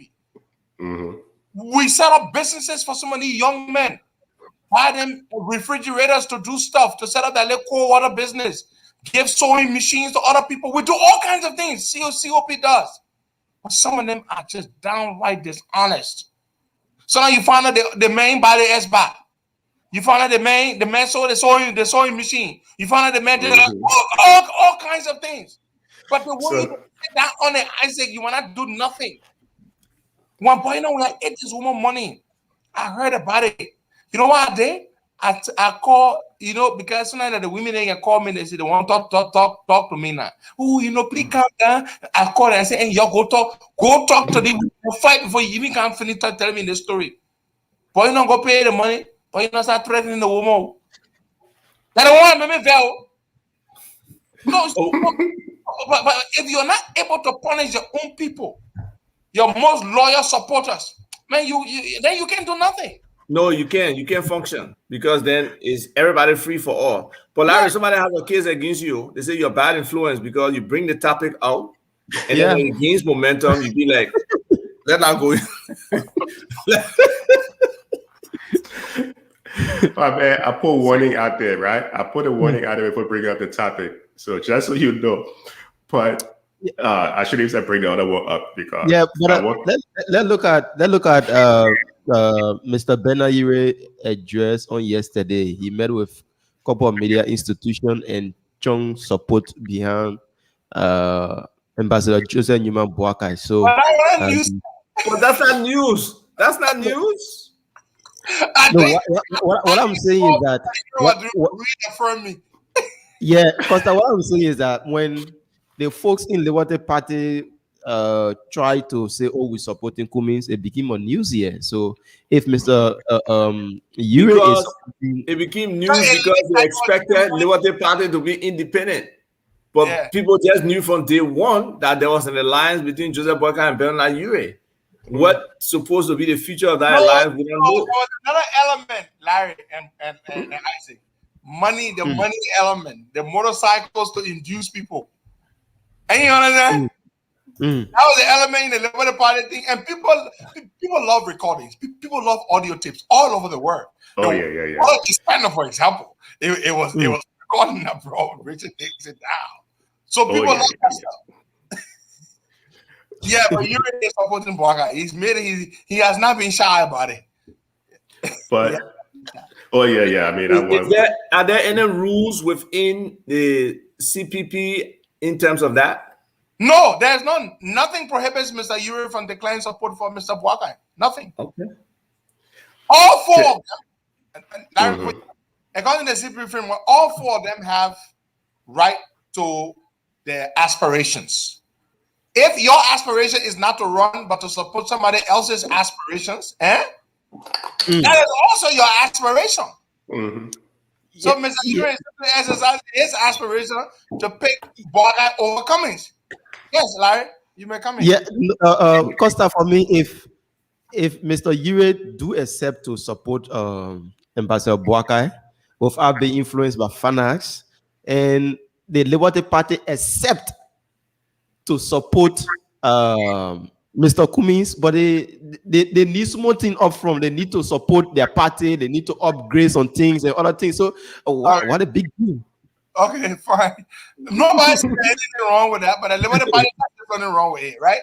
Didn't they issue a statement, Larry? The Liberty Party issued a statement when that recording came out, and they said that was in the position of their party. Yeah. People have the freedom to choose, man. I think sometimes these guys they get totally out of control when someone endorses somebody else for president. What they need to do is to put an argument as to what the person they're supporting is better than the other candidate. Don't get all personal and start, attacking people and saying all kind of nonsense. No, tell us why you think your man or your woman is a better candidate. The reason they don't do it, a lot of them don't have a platform. They just don't have a platform to argue, But someone was asking a question, and forgive me if I don't remember the name. She was asking why is it that the show is kind of singling out. I don't think the show is singling out the newly elected. What's the woman you've been talking about?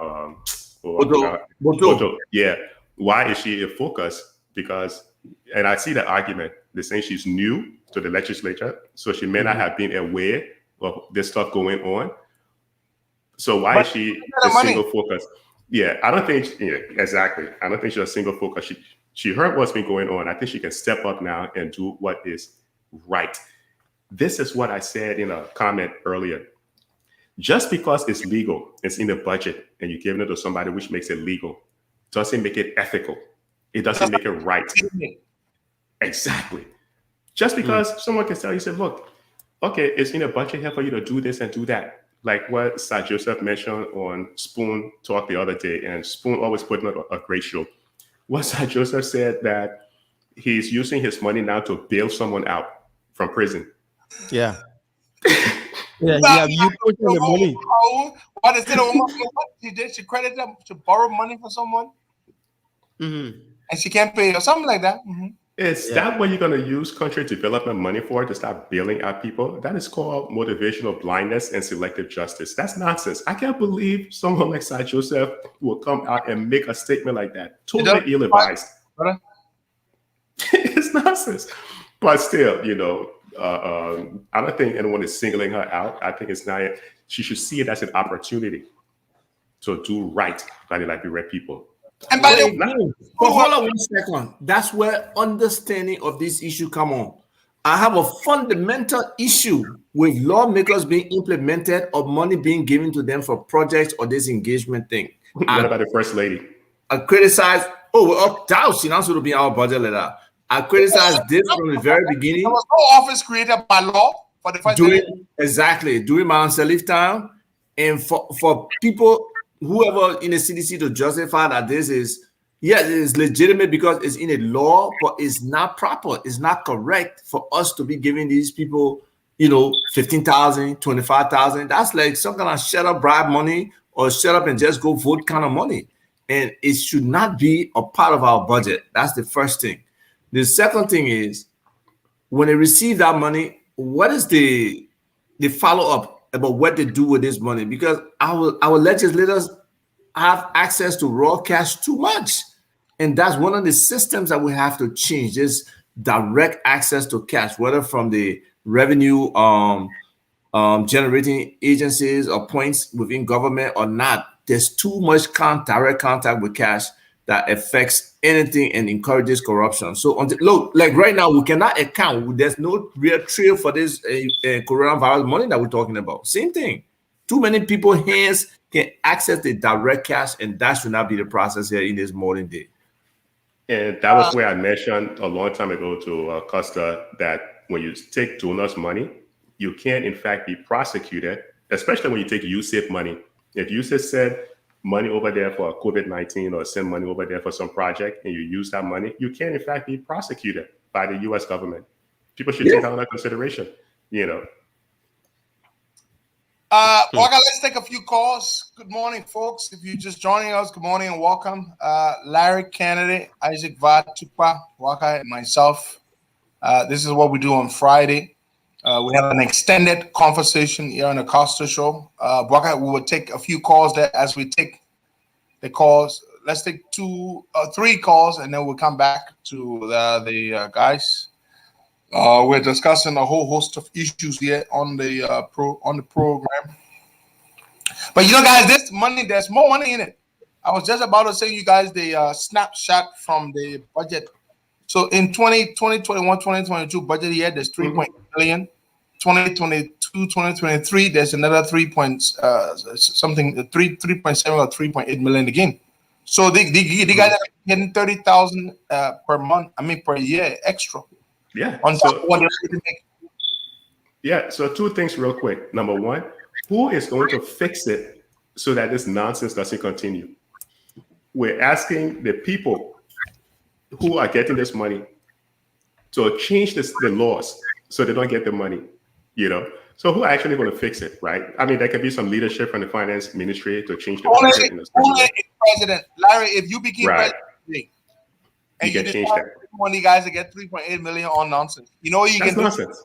When your Minister of Finance draft the budget, it would draft the budget removing that. Because who drafts the budget, guys? It is the Minister of Finance that drafts the budget. Yep. They draft the budget and the president sends a cover letter submitting the draft budget. So when they receive it and they don't see that allotment, that appropriation, why the hell you didn't buy 3.8 million? But why does the president have his people, his CDC, his NPP, LPDP lawmakers? They are there to make that case that this kind of funding is not proper. But they're not going to do it. They themselves wanted money. Isaac, you keep waiting for that. You keep waiting for change for hope. So let me just leave it at that. Guys, this just reinforces my point that I make all the time. The only way we will see real effective change in the country is when we have the right person as president. The person with the balls, the person with the vision, the person with the political will to do what's right. We cannot rely on the legislature. No way. Of course not. But what makes it even worse, when Dylan said he was going to give his money to the community, who stepped in? LACE, right? The Liberian Agency for Community Empowerment. Those guys are so quick to rush in there. But this is the same LACE that one time Amara Kone, if I remember correctly, said he wanted to see proof of them accomplishing any projects in that country.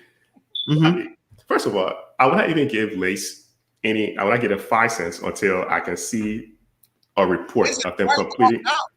The young man who has LACE, guys, and Isaac knows him when he was in CDC. Pepsi, The Isaac man. I wouldn't say the Isaac man, but Isaac knows him. I want that Isaac style. Larry trying to be provoking, so I'll just ignore him. But Pepsi, Yeka, and Joey, the other day, everywhere you see Joey, you see Pepsi.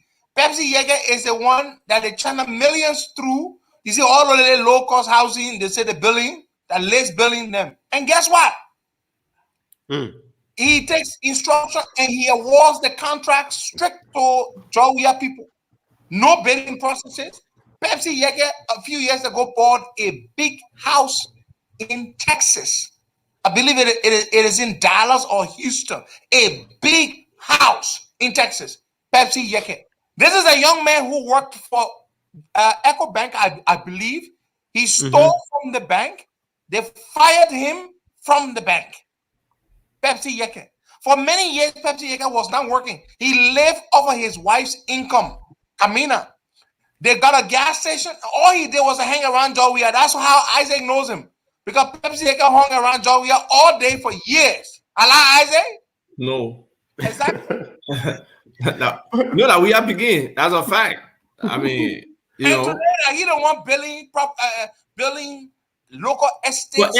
anybody has assessed the livability of those houses they're building. Are they decent? Because you got to, if you see construction like that, you got to appreciate it because it's moving people from the huts into houses. So The principle, once our people benefiting from some of that is okay. But my point is the way they're overpricing. I mean, you see one of the but we all question those costs and those things, and that's what we don't have enough of. We don't have enough of people really scrutinizing expenditure.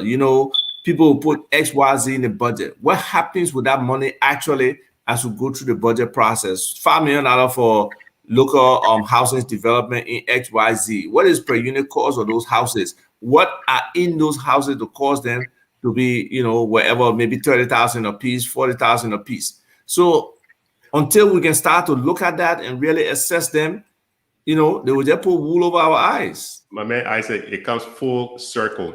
It starts, first of all, based on what Costa was saying with what this guy's doing in Dallas. It's full circle. It starts with asset declaration. Yes. Not only asset declaration, but publishing as well. Exactly. Publishing it as well. That's the second leg of it. You have to do that. Because then when we see that this is what you actually own and this is where you are now since you came in, right, then there comes the rule of law. The rule of law, and then, in finance, we call it clawback. If you take something that really doesn't belong to you, you can claw it back and give it to the people you actually belong to, the taxpayers. So those are the kind of things that we need to do. My man, only the president will do that.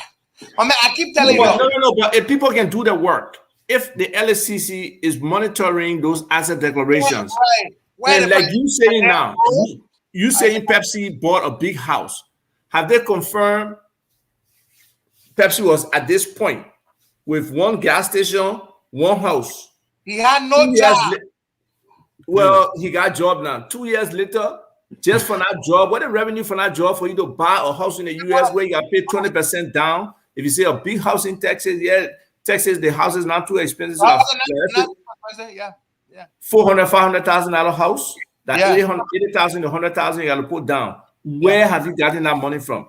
If they could approach the work that way, then we can talk. But nobody does what they're supposed to do. Nobody. I said the reason the LSCC will not work, the reason the other integrity institutions will not work is because the president himself is a thief. You don't understand it? I mean, how can the president tell Mela Martin, hold up, Isaac. How you can tell Mela Edwin Martin and send him to be chairperson of the LSCC? You think the president did it by mistake? But ain't you said the man at CFAS, man? Ain't you said the man at CFAS, man? The man at CFAS right here, man. Okay, so that's CFAS recommendation. But what's it? The international community had to step to the government and say, look, you cannot put so-and-so person at the agriculture ministry to run projects because they weren't qualified. No, but that one was different. It's because it was the World Bank money. That's I call Raymond Gunty, and Magio Peking. Yeah, but the point is, we are putting people who are not qualified in certain positions.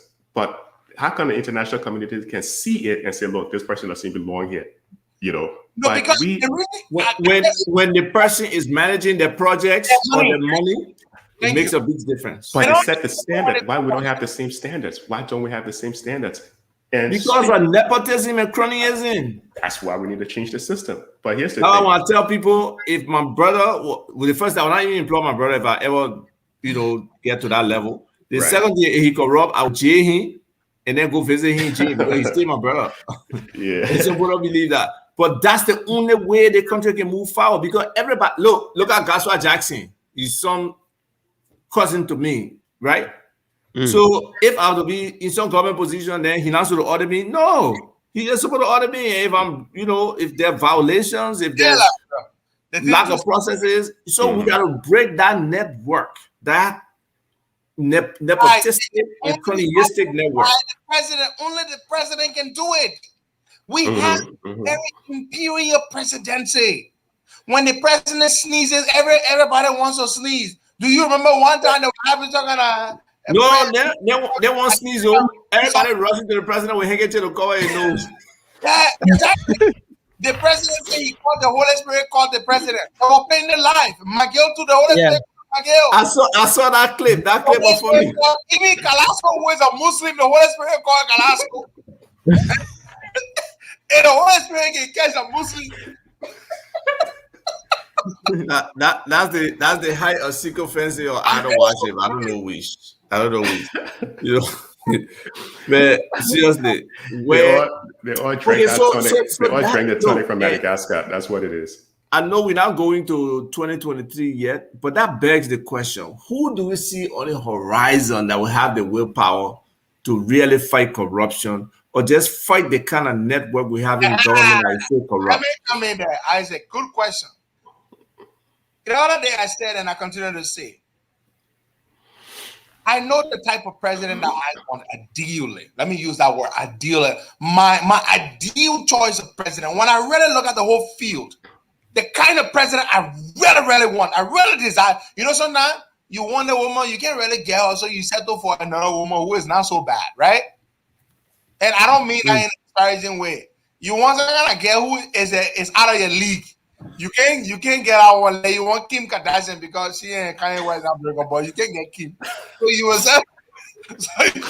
So you will settle for a girl. Oh, you know, a guy, some stalker went to Kim. The man sent Kim a ring and all. They arrested the guy. They go marry Kim Kardashian.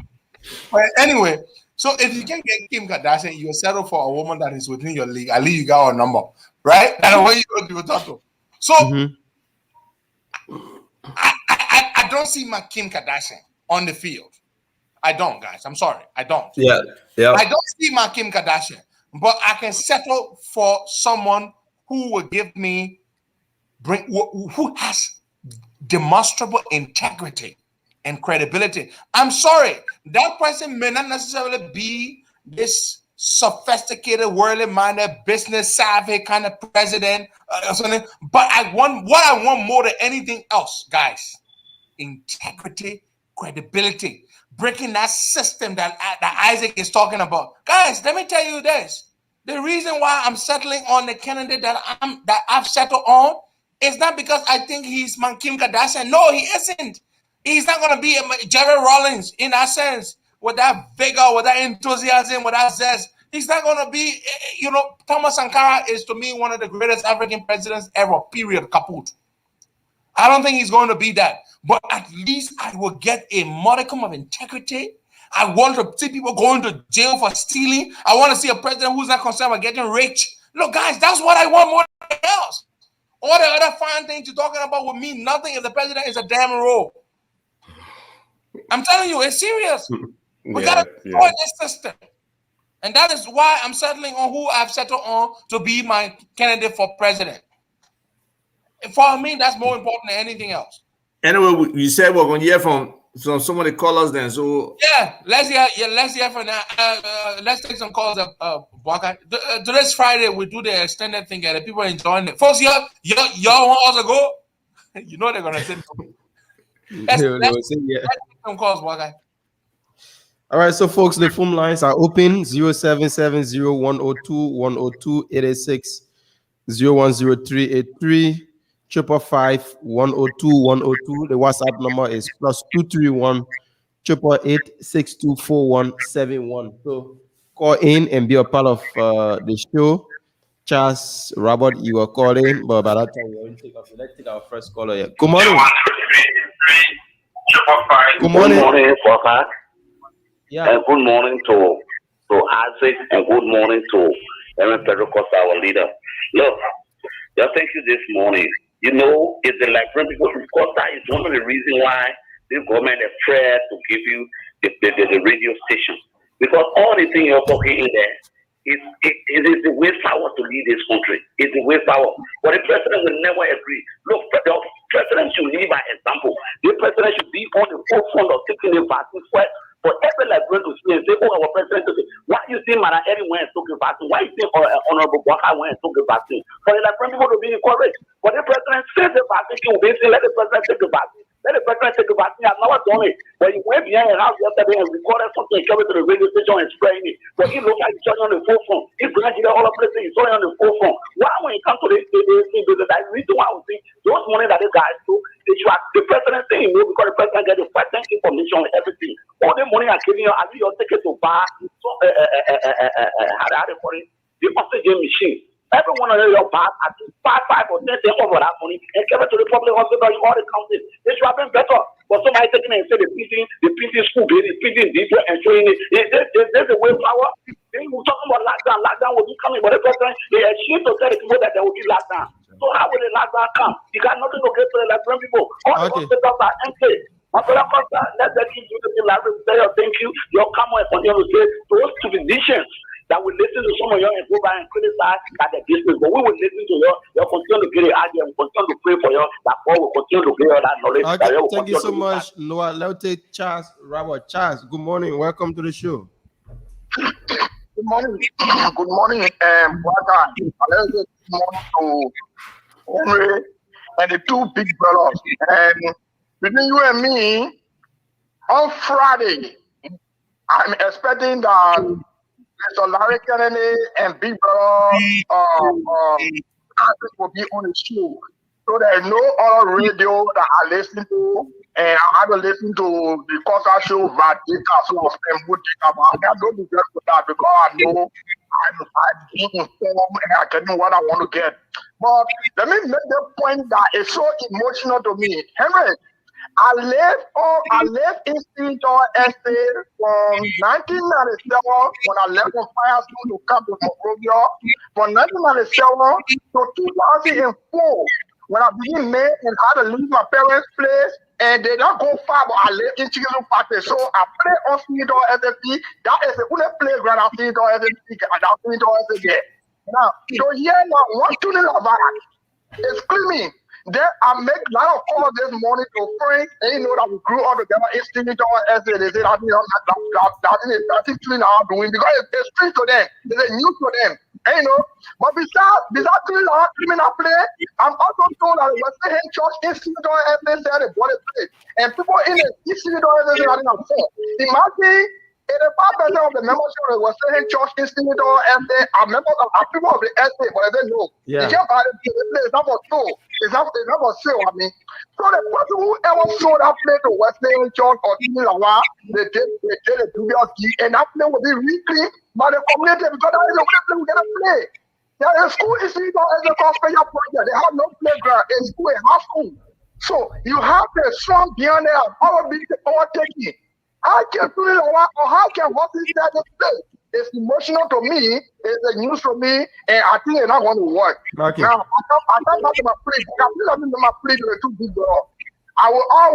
The day I hear that the two of them are supporting us within the CPU, why it's in the United Party, or it's in the Labour Party, or it's in the ANC, or the ALP. That day, whatever money I have, I teach it because I know that we are no good. So I beg them, I'm still begging. Come to the CPP. You got 4 windows or 4 motor windows. And because you are too big, and knowledgeable people, you know how to enter. Please.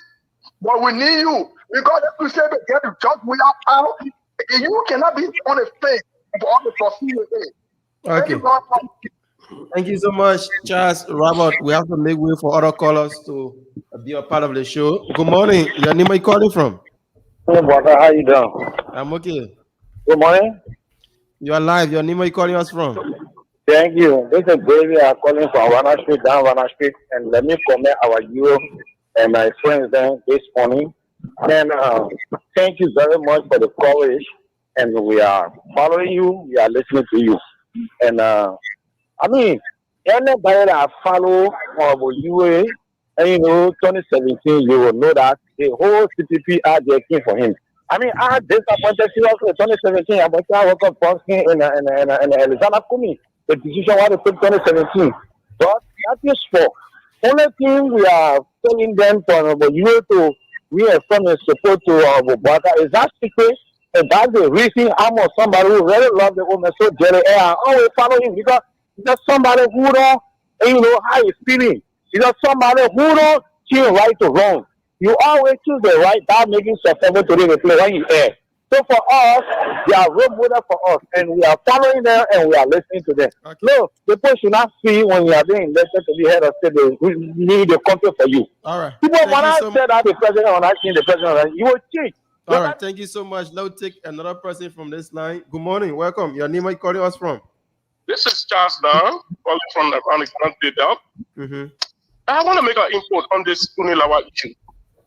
Hmm. Tunilawa claimed that he bought this land. But he's also saying that he wrote a letter to the Minister of Public Works, the then Minister Anthony Waits. Now, he's claiming that he bought a place. He's also writing the Public Works Ministry. Now, why is he not taking the Minister of Public Works to court, but instead taking the Japanese contractors to court? Mm-hmm. That's not concern. Why is he not taking the Minister of Public Works to court? Why is he then taking the Japanese contractor to court? Or is it that because he see the machines, the kind of machines, he want to clean it or something, or he want to bring a halt to this project or what? I don't know. But I'm not concerned, brother. That's why I called this morning. Thank you so much, Charles, for calling. Now we'll take another person from this angle. Good morning. Your name, are you calling us from? Good morning. Hello? Oh, your line is by, my brother. We can continue with you on that line. So the phone lines are still open, coming up on 0770-102-102-86, 010383. If you're in the diaspora, you can call on the WhatsApp number that's +231 888 624171. So we can take some calls once they come in. So keep your calls coming in. Okay. Okay, let's see last person. Good morning. Yeah, good morning. Your name, are you calling us from? I want to make a reason. Calling from Barclay. Calling from where? Barclayville. Barclayville. Yeah. Okay, welcome. I want to say outside to Pedro and the guest. I want to speak a little bit on the issue. You know, I met at the bank what times back, and I walked up to her. I introduced myself. When I introduced myself, and she jumped on the stand, she was glad. Then I started to ask the question, what went wrong? You know, I said to Boy, to you me? She said no. I said, okay. I represent millions of COP members. And I back what's happening. I think what happened, you needed to do yourself.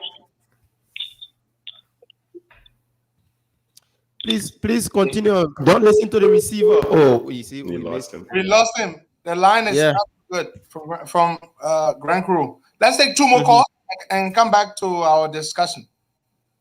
All right. Good morning. Good morning. Okay. Okay. Yeah. We can talk. Hold on there. We'll come back. Guys, there's something I want to throw out to you. So we haven't done the population census. We are behind. Several years behind. And it's a constitutionally mandated exercise. And the data generated from the census is very useful to development planning, even though we don't really do any development planning or implementation thereof. But here is the thing. Professor Francis Ray, I know the old man. He's one of the dinosaurs that should be retired rather than being where he is. Anyway, Professor Ray goes to the Senate. They quiz him on efforts underway by Listis in partnership with UNFPA, which is funding the exercise to the tune of 85%. That's about $17 million. Mr. Ray tells the Senate that he had wired $1 million to UNFPA. UNFPA says, no, you didn't send us 1 million, you sent us 700,000. He said, yeah. He tells the Senate it was a slip of tongue. He actually spent 700,000. UNFPA said they couldn't take the other 300,000 because it's in LD and they don't accept LD. So he then deposited that into his operational account for their use. Guys, $300,000. Look, I don't know the guy personally over there, but I know one or two young people who work at Lisgis. And for people who don't know, there's a lot of work behind these how should I say, different studies. You know, you can look at the census as a study. You can look at the core welfare indicator study as a study. They put a lot of analysis. They are smart people who's supposed to be working with it. I know a couple of them. And they complain about this guy. This guy is not doing the work. I don't know why he's being kept there. He's a citizen. One of the puppets then who that citizen. And that's part of it. It can't be about just being a citizen. Look, I was asking about minimum wage stuff. They should be doing a study to determine whether the minimum wage that we pay today to people in Liberia is adequate enough for them to have a standard of living that they can actually live on. They can actually pay their way to where they can actually do this, do that, you know, be able to feed their family, get 2 or 3 children in schools. They don't do those kind of studies. The census stuff, I mean, it's like they get money, but they don't do what they are supposed to do. So these kind of things, we got to hold them accountable in our society. What are they there for? But let's talk about the 300G. Forget about them let's talk about the 300 and the slip of tongue. But a slip of tongue is that slip of remittance of money too, because you are supposed to send 1 million, you send 700. That slip of remittance. Look, man, look. But it's no small money, Isaac. No, it's not. But correct me if I'm wrong. Maybe I read it wrong. But didn't he have a contract where he said that his office should not be audited as it relates to this money? I thought I read it somewhere. No, but that was part of the statement. But that's a problem, right? The guy is coming out. Oh my God! You know, so it's the same like the water and sewer thing. Oh, you know, exactly. So these things are just popping up where these guys feel they can just make blanket statements that refer to money they don't own, that nobody can look at it, nobody can talk about it, nobody can analyze it. That's crazy. Yeah. And I have not seen anything, at least in the water and sewer case. The president was quick to say he was suspended. I don't know why you suspended whistleblower. How many days I talked about that thing before he told action? Oh, you joking? Yeah. I mean, when you take money that belongs to something else, like the census, and you commingle that money in your own little operational account, that's misappropriation. It's a financial crime. You can't be sitting there on a job and money and slip a tongue. Yeah, we know there's a lot of. I'm not even going to go into that whole slip or tongue nonsense because they may as well be a professional. So if his tongue is slipping here and there, I'm kind of worried about him. You know, maybe you need to slip into retirement because it seems like that's where it's heading. Look, here's the important thing: the census is so critical. Liberia has one of the fastest population growth rate in the region. It's growing at a little over 2% on a yearly basis. That's roughly maybe about 120,000 people being born on a yearly basis in Liberia. So we have very high fertility rate in the country, right? You also need the census to determine your GDP per capita, to see if your economy is growing, to see if the people are benefiting, the gross national income, everything per capita, you know, per 100,000. You need that number, the census. Why the census hasn't been run is that's a crime or a violation of the Constitution in of itself. But somebody needs to step up and say, look, we need to put the money into this and get this thing done. It is so important, you know. But let me touch on one thing real quick that Charles Na mentioned about this suit from Tony Lawal. Interesting, his company is called Praise, right? Praise Tony Lawal. That's another issue there. I'm not going to talk about that one. And not even going to get Costa started on that one. But I think he filed an injunction. I don't know if he actually filed. So he filed an injunction to stop what was going on. But Charles Nye is right. He should actually sue the government of Liberia for breach of contract. But he's not going to take that route, you know, because he figured with this injunction, he probably want to get his hands on some personal asset or something. But that guy, I mean, I don't want to spend any more time on him. But you know, I like the You start and you say you won't spend time. Yeah. Look, the census is very essential. I mean, the other day, the protest that was in Plebo, when people came out. Yeah. I didn't know that many people were over there. My man, I thought I was like, what? Yes, the crowd that came out. I'm like, based on what the numbers is, what the different polling station numbers are still reflecting. No, the census is very necessary. Okay, guys, just so you know how important the census is to tell us how many people we are in the country, essentially. That's the most essential thing it tells us. Now, there are sub-demographics it will tell us, but the primary essential information is how many Liberians there are in country, right? Correct. Before the 2010 census, which is the last one we had. 2008, I'm sorry. We always used to say we're 2.5 million people, right? That's true. For a long time, we said we're 2.5 million. But when we did the census in 2008, we realized that we're 5 million people. Exactly. So imagine 10 years later, people been popping babies like hell. Imagine how many. And we have a very, very young population, and we have a population where a lot of older men prey on the young girls, and that's another. We really got to hit on the women topic and the girls topic one of these days. But seriously, and we don't use that much protection. Most people don't protect themselves, whether from a sexual or reproduction perspective or to prevent disease. They don't. So we are just having babies, basically having young people, having babies. So not young people. Counting those people, not including them. We don't even really know what the voting population increase is at any election cycle, because at 3 different years of new people joining the list, so that nearly 360,000 people potentially that could be joining the voter roll. If 70% of them are registering, that's like 200 and something thousand are coming through. So all those kind of numbers, they affect everything. The number of births per thousand, the number of deaths per thousand, the number of diseases per thousand. All of those things are critical to development economics. And but that's why the census needs to precede the next. Totally. And I don't even see how they can realistically do it before the 2023 elections. I don't know.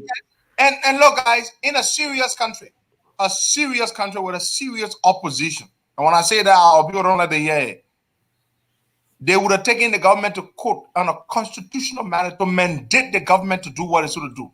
There is something in the law. It's called. So who is they? Who is they, Henry? Who is they? Opposition.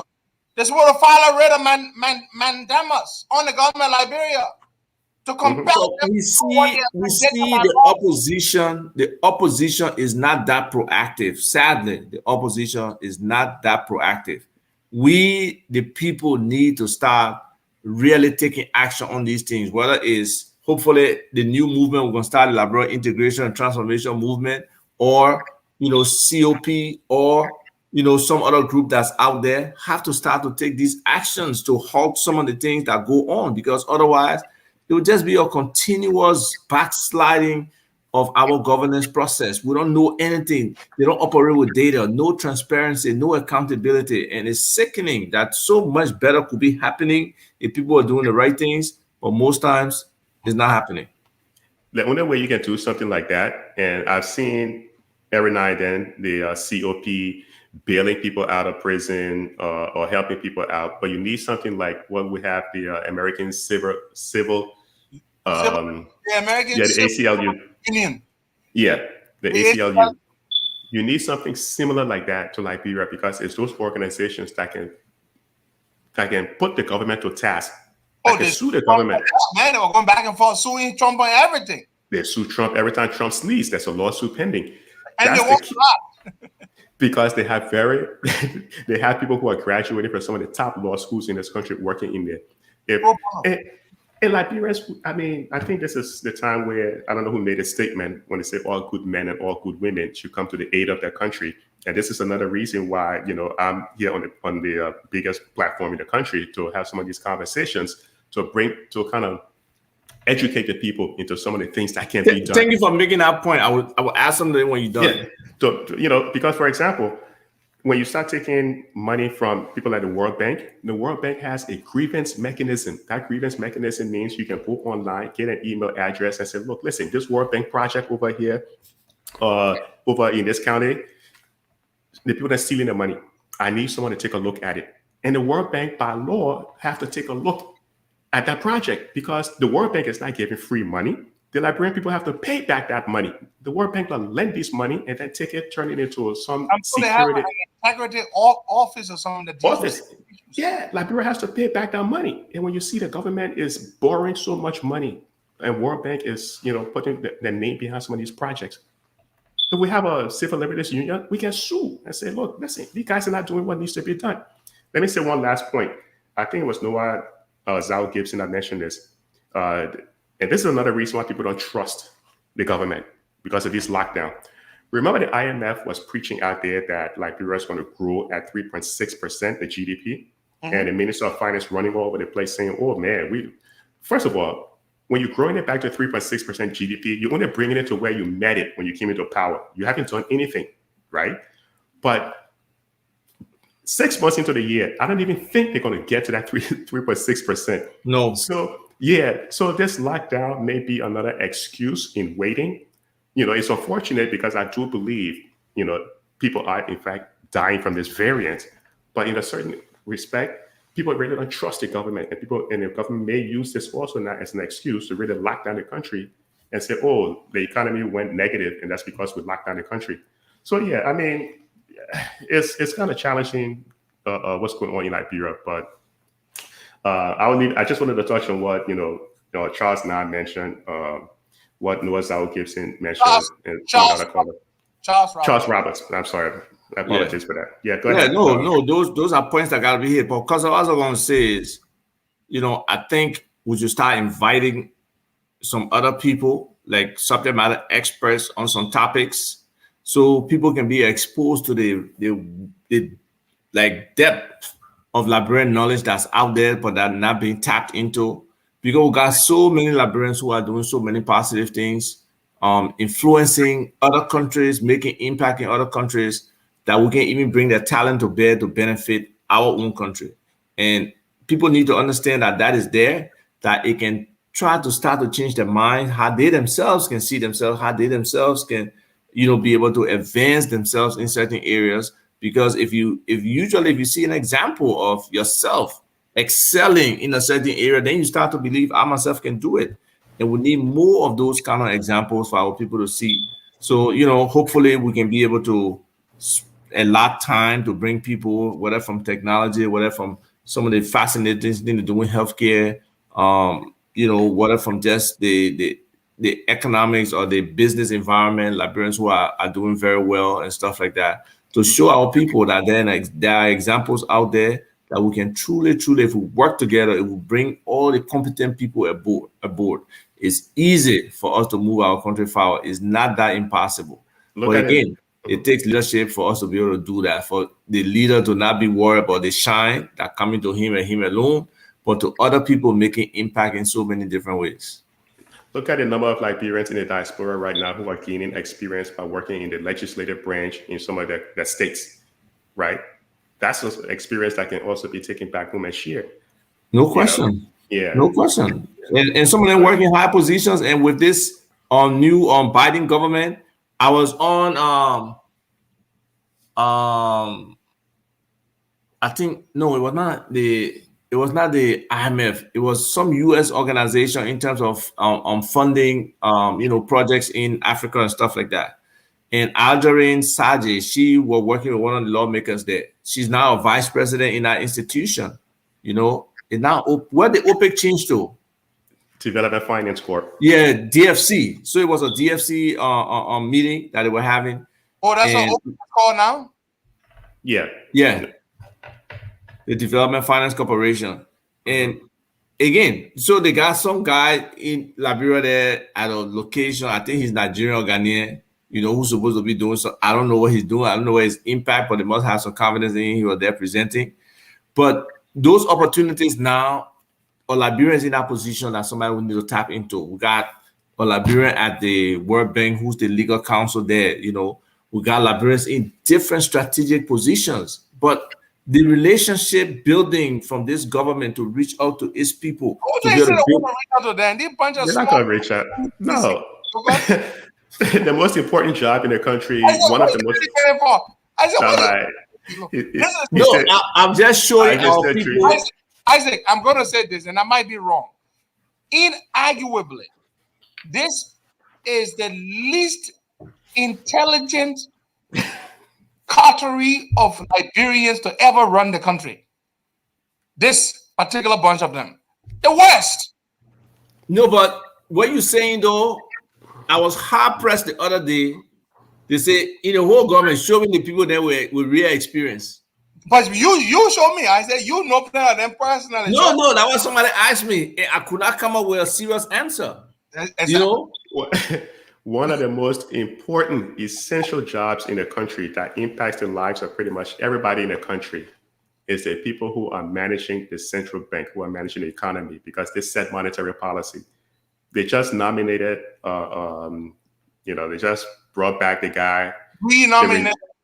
Renominated, right? There's no way you're going to get your 3% economic growth with some of the bad policies the CBL is putting out there. It's nonsense. No way. But I mean, after the man have been exposed like that and they still reappointed him, it just tells you maybe, that he just holding the vault door open for whoever want to come to take something out. But but seriously, look at the Crow report and look at the expectations. So let's see the scene where we saw in the GSC document just now, where the University of Liberia were giving an update on the recommendations made. Let's see the update from the central bank on the recommendations made from the Crow report. I doubt if we see that. What progress have they made? These are the recommendations. This is what we have done. We have implemented X number of recommendations. We still got 3 or 4 more to go, and yet what we're doing, working on it. We can't see that. Gentlemen, No, but maybe we gotta go down to the bottom to be able to come up. But Normani is right. There are other areas Liberians are doing great things in, like our youth and sports. Our achieving athletes out there, or people who just in that sector and trying to make an impact on our young people. So we need to show some of these people, and Larry, we can do some of that, when we do our show, when we really start, based on what date we come up with, because both of us are very busy. That's why I want to really, really applaud you, Henry. The consistency, 3 o'clock, 4 o'clock every morning to do this, that's serious commitment, regardless of what people say. You are really serving a purpose for the people. So, for us to just find a time to make that commitment, to have a show that people know on 7 p.m. every Wednesday, they can kind of listen to Larry and Isaac. We have not been able to come up with that kind of time frame. So we work. It's a work in progress. But remember now, Boycott Henry, I made this statement, I think a couple of weeks ago, where I said we should come up with a bottom-up approach to changing Liberia. I said we need to target the young people right now, the 4, the 5. I know Henry want a top-down approach, but maybe it can be a combination of both. I firmly believe if we start teaching some type of moral ethics and start teaching, grabbing the young people, civics, the 4 to 5 year olds. I know it would take time, but eventually those 4 to 5 year olds will grow up understanding what it means to do what is morally right, what it means to do what is ethically right, not necessarily what is legally right.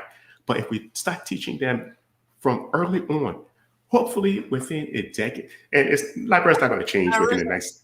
Yeah, we can use a combination. You can have someone as a president who has strong leadership and can start jailing people, which will create an instant change in the mindset, because now I don't disagree with you that the bottom to top approach would work. The grassroots approach at instilling values and building a value system, and would work. I don't disagree. I'm just saying. I know. Fastest way, the quickest way to do it, the guy at the top. And we always end up putting, and remember now, when we go to election, when we vote for somebody, it's based on faith. We're putting faith, so much faith that this person will come in and do what is right. And you know why we do Larry? No, but again, that's an assumption. I don't know if it's true. I don't know if people. So all we gotta hope is just hope we put faith. If the system was working, we wouldn't care who is in the mansion. So the next person coming should right. that one of mantra should be hope for change or change for hope. No, Larry, I really do agree with Costa. The person at the head has to set the tone. The person has to say, look, that nonsense we'll be doing, I'm not tolerating corruption in this government. My brother can be corrupt, I will jail him and go visit him in the jail. Exactly. My sister be corrupt, I will jail her and go visit her in the jail and set example. I honestly thought that what we are coming to do, appoint some people who that greedy people, they want to steal right away. Jail those people and set the example and set the tone for your leadership. Unfortunately, he ran for 49 condos or whatever amount it is, new reservation on 9th Street and house and other things. Your eye can get caught up in the wealth because that position, regardless of what people say, there will be emoluments that come to you. There will be things that will come to you in that position that are just gratis, that are just beneficial.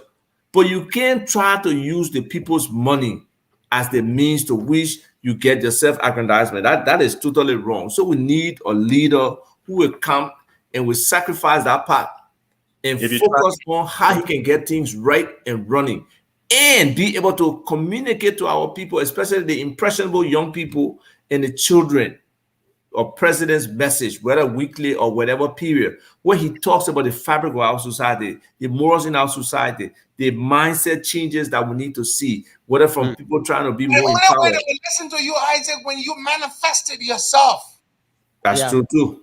They need to. The people, Liberians are some of the most cynical people in the world. and they are cynical and skeptical for a legitimate reason. Because they've been let down so much. They've seen crooks preach a lot of stuff, get in and show and do exactly the opposite of everything they preached. The people are cynical.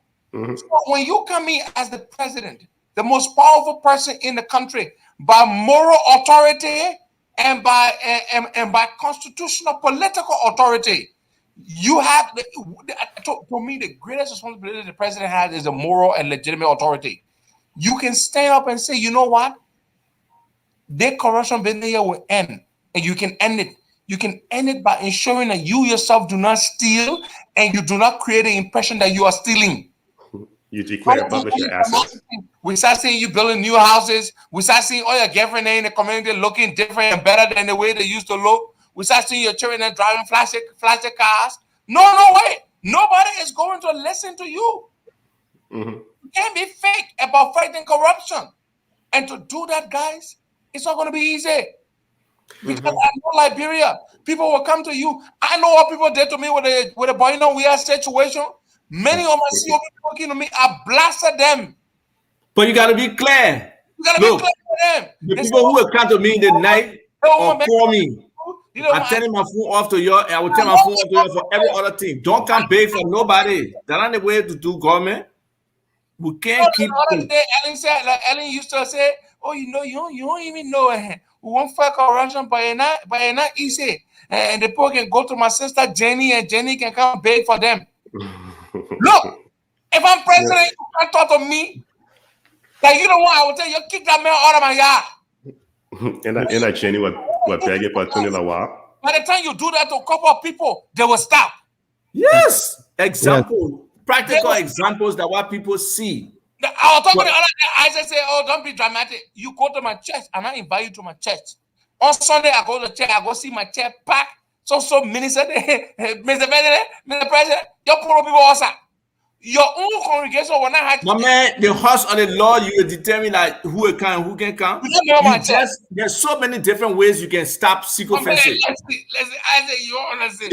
You don't remember my church. The man kind of my church, Larry, my own church member, then I can see the sit down. Also, come over in the church. You think they can't watch it go? They can't watch it go. I say, Larry. They can't watch it the president. They can't watch it. But look, I mean, look at how the system is set up. Over in most developed countries, when a COVID vaccine is being distributed to the population, it's done. The setup of rules. The first responders So say, for example, let's say Boyka he has some immune deficiency. He would be on that list of priority people to get the vaccine. Hey, like, brother, how did it? That's not how they did it. That's not how they did it. In the country. What kind of twist is that? You know, and some of those simple things is like it's not ingrained in our culture. Basic stuff. A minister, just because you are a minister, you are not a you don't first have responder. any kind of respiratory or issue. You have no terrible pre-existing conditions that make you a high-risk person, but you just take it because you're minister. Yeah, y'all get a minister the vaccine. Nonsense. Put the son of my swines in jail. You can only do that when you yourself. Guys, I keep saying this. If you are a rogue, you are automatically robbed of that moral authority to do it. My man, why do you think Sankara was so successful? Sankara became head of state at 30-something. This guy sold the government's entire fleet of Mercedes Benzes. You know, he bought them Renault, cheap Renault. But seriously, why the people in government should be riding the best of cars? That's not what government is about. They were in opposition. We're saying they should stop buying all those SUVs for people and buy some sturdy vehicles that can just get them to where they go and regulate when they use those cars, not like the personal cars. But what happens? People come to power and everything goes out the door. That's why everybody wants to become a legislator. Let me put my man Boyka on the spot. Boyka, if they made you senator today, or if you wanted to, camera went dark. Hey, I see I got to put Boyka on a spotlight, and man, camera went off straight. They're probably switching power source or something like that. Yeah. Okay. So somebody raises a point here on Kelebu Gonglo that librarians don't help other librarians once they excel. I don't know what point I'm missing. I do agree with him. You know, look at the international system. You see a lot of Ghanaians in our country here, especially. You see a lot of Nigerians in these different international positions because people bring them. And I raised that with one of the librarians the other day who has a high UN position. I said, I got to start finding mentors. I raised that with Winston Tottenham. We were on his campaign trail right in Connecticut because one guy who was in the program said how he wanted to get into the system and he was not afforded that opportunity. So it's very important that we mentor our young people. We try to find opportunities for them. That's why anytime I see anything about scholarship, I see anything about opportunities for people, I share it to the extent I even say I can help you fill in the form if necessary for you to be able to, get accepted in your application process. So we really, really need to mentor our young people. They need it, but unfortunately, sometimes people like, the person will kind of embarrass me. No, don't worry about embarrassment. Try to get the person in the door first and then see how they can go. But we don't have enough of that. So, Mr. Gonglo, you're right. But I'm not missing the point. And I see you and Nomini Walker, my cousin, chatting. Yes, Nomini does right. How do I put it? When he's in the mood. So he is an amateur. The man said he pattern. But he does. I mean, he wrote a beautiful ode for the COP. I am yet to introduce it to our people. But something Kelebo Gonglo said, we need to do lifestyle audits. They may the easier way as president, I'm not waiting for GSC to do take long time to do audit. Larry Kennedy used to live, he got a nice house. I know what Larry has. If any publicity here, own asset. When I see it, Kolo, overnight, there's a minister in the government, Sam Ulu. I'm gonna call his name. Sam Ulu, Minister of Transport. I have the evidence. And I confronted him about it, but I keep forgetting to raise it. I'm gonna raise it now. Sam Ulu bought 3 expensive cars at the same time from in the same shipment, in the same container. I'm gonna show you the car right now. A G-Wagon, Mercedes-Benz G-Wagon for $56,000. Hold on, gentlemen.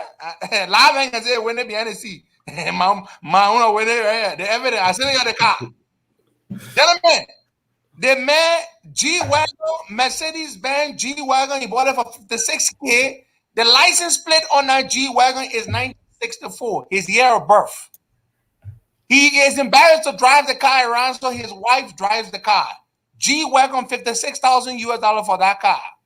Then he bought a Porsche Cayenne, a more recent model than the Dwase I got, a 2008 model I'm driving. He bought a Porsche Cayenne, and a Porsche Cayenne for $30,000. Then he bought a Wrangler, the Wrangler, for 20-something thousand. 3 vehicles at once in one freaking container from the same buyer. I mean, from the same seller, from one person. The guy bought the cars. He's afraid to drive them around because he's all talking about lifestyle audit. And why am I bringing this up? And I will publish a picture of the car. I just sent it to you. You saw the G-Wagon? That G-Wagon is now. License plate 1964. That what you born in? That license plate 1964. Now, guys, this man is Minister of Transport. How is he able to put almost $100,000 down to buy 3 cars? And rest assured, he's not financing it. It's cash. It's cash. It's He cash. paid $56,000 for the G-Wagon, $30,000 for the Porsche Cayenne, and the Wrangler is $27,000. Sam Ulu, Minister of Transport. This is a guy who, when he leave government, he can get broke, he muck and drag more than anything else. And while he lives now as though that he power farm. Look, guys, the thing just easy. So Mela, that you ask him, man, where you bought the car from? Oh yes, so, okay. Where the money? So where you got the money from? Y'all put it man inside. And really, I mean, Sam Ulu is my friend, but this kind of stuff, there gotta be questions about it. Because you put yourself. I see it. Liberia license plate 1964. His wife drives it because he's afraid to drive the car. The Porsche Cayenne, the Wrangler. The man who saw in the car, that the man friend gave me all the information. Like my buddy sells car to Larry. I said, my man, guess what? Larry just bought a car from my man. You get a car picture there. Can you imagine that? I mean, guys, how can you live like that? So you want to say that same Ulu salary he saved up until he bought these 3 cars at once? Who buys 3 cars at once? Yeah. For one dealer. No, it makes zero sense. First of all, when that car breaks down, you have the skills. I mean, the Minister of Transport should be investing in maybe mechanical training or something to help the young people rather than buying these kind of cars. Because when the car breaks down, where he's going to go fix it, right? We have our priorities all messed up. We need to make sure. First of all, and I know I say this, Costa will probably get hot again. Has this guy declared his assets? No. Well, they said they declared, but they can't publish. Abdullah, publish it. Happy birthday to you, my friend. Today is a birthday. Abdullah Katamba, the intellectual vibe man.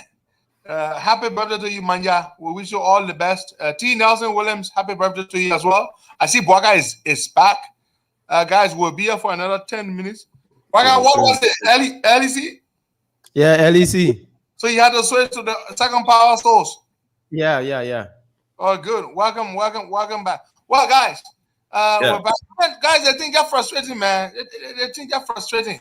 How can you buy 3 cars at once? Guys, who buy car like that? Well, officials. That the real rich people do that. So maybe Sam Ulu is really rich right now. Yeah. Mama, you know what I mean? From one, mama, even the man I saw you the car, the man said concern. But let's look at how they call it, man. Akaros Gray boasting with car again. He went to Dubai, posted a car photo. Yeah.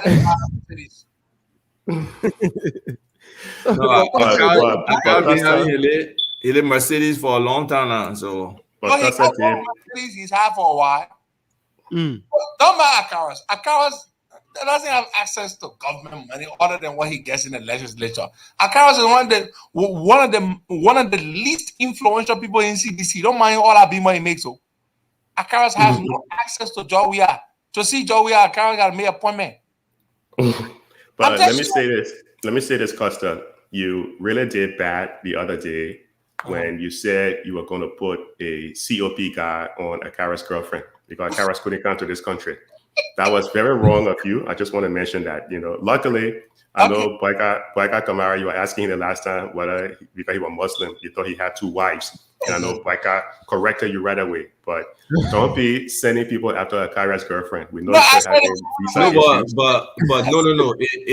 We know we be talking about these women issues. It's disrespectful to the woman for you to make it look like. Yeah, but look at the women. Look at the women that are still marrying Edwin Snow. Look at the women that are still marrying Edwin Snow. On a Jew before that way you got disrespect. I said a Jew, that's the first thing get a Jew, that correct you. So I would have tested my man to go and we all down for our man on Juba. So that very wrong of you, Costa. But Isaac, you cannot say the women issue because look at the women who are still marrying Edwin Snow. But wait, hold on one second. This whole thing about women can make choices.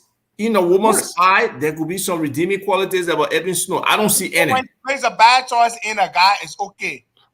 No, I didn't say it's okay, but that's an individual person's life, right? So they are entitled to that choice. Just how people elected bad president, just how I, supported the CDC government, thinking I was going to be a good government, not go there, Isaac. be a bad government.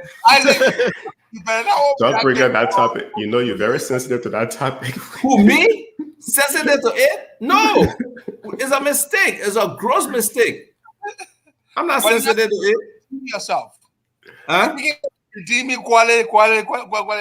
Our child will be you and Larry to join one of the 4 parties in the CPP. You need to redeem yourself. You owe it to the Liberian people by bringing the joker on us. And Isaac tell Isaac, Larry, yes, Isaac tell Isaac. But Isaac, just for some reason, Isaac was blinded to this man's faults. But you see, the guy was not smart, but Isaac thought the guy loved the country. I kept telling Isaac, nigga, I ain't love nobody. Isaac tell Isaac, yeah. It's a sad thing, when you got certain expectations, and those were based on conversations we used to have. Sometimes you think people really mean what they say, but unfortunately, in this instance, it gotta be like a whole 180 reversal for me to see anything different. And it can't happen because where he's at now over the last 3 years, going on 4, I don't really see any change happening. So we are in a strategic lover. And Larry, you got me laughing there. Strategic lover every story. That Nora mentioning it over here. That was Edwin Snow, strategic lover. No, but I mean, some people want to climb the mobility ladder, so they will hook up with somebody like Snow. He gives them opportunity probably they didn't have before. How many times Snow been married? 3 times or 4 times? At the 4th marriage year. So obviously there are women getting married multiple times, but the reasons for which he gets married, that's the issue. But anyway, let's stick on a big issue. Let's stick on the 15,000 justification he was making for it. Did you see his post? This stuff is incredible, and the level of impunity our lawmakers operate with. I mean, the people that got to be a way for the Liberian people to find their voice and to be able to take action that backs their voice by definitely demonstrating that they do not agree with some of these things. And it would take more than, some of the organizations we have out there. Because the opposition, I don't want to say opposition is weak, but the opposition has not come up with a serious opposition strategy. Maybe after they decide in December who the leader is, maybe they will put all their forces in one place. Next year. Next year, Isaac. So that December for the VPS? No. Consensus, the timeline to reach consensus is December 2021. December 1st. December 31, 2021 is a timeline to reach consensus. But because we all know that there will be no consensus, so therefore we get rolled over to 2022 to go to the convention. There will be a convention because there's no consensus. But why I say running for president, coming saying running for president. So there's no consensus. So we go now to a potentially chaotic, acrimonious, toxic convention. No, what is it? No, yeah, section 10.5.1.2, the presidential aspirants of the full initial party shall have until December 1, 2021 to, by consensus, decide/agree on a name or presidential ticket, including a running mate. Yeah, but there's a consensus there. Okay, I missed the date. It's actually this. Okay, so let's see how long the voter perception is. So after they do when they are unable to agree on name or presidential ticket by that November, they will conduct a non-binding voters perception survey (VPS) funded by the CBP for the purpose of informing. So that VPS, do we have a clear timeline on how long it's supposed to take? I don't know. So it should be no earlier than 6 months and no later than 3 months to the conduct of the primaries. Yeah, so it has to precede the primary because it is supposed to inform the convention, the primary. Okay, so the primaries were described in section 6.1. What is there about your primary? I mean, I haven't read that document. Are you serious? No, why am I reading it for the national documentary interest? I read a lot of documents. I've never read that document. I have no interest in it. Can someone remind me what did Snow say about his 15,000? I didn't see that post. Snow say if the other one that one that own him, I'll give it to him. The man said he already spent it. Yeah. They spent it already. He said I already spent my own money. If the other people say they want to let them bring it, I got project to do. He said he's building an auditorium for the people of Bomi County. So if you finish, yeah. And he's finished. Former representative. So if you are a sitting lawmaker and you don't want your share of the money, please give it to the people of Bomi. Who is unmoved, unbothered by what the public thinks. And that's where the guy is very sad. Mindless guy with no moral compass. Now, I know it's not possible, but if there could be such a law that says the legislators, when they need health services, they should get health services from the in-country hospital. Let's see if the people that need auditorium or they need healthcare more. Because when these guys they get sick, they're quick to jump on a plane and fly to Ghana or to fly somewhere else.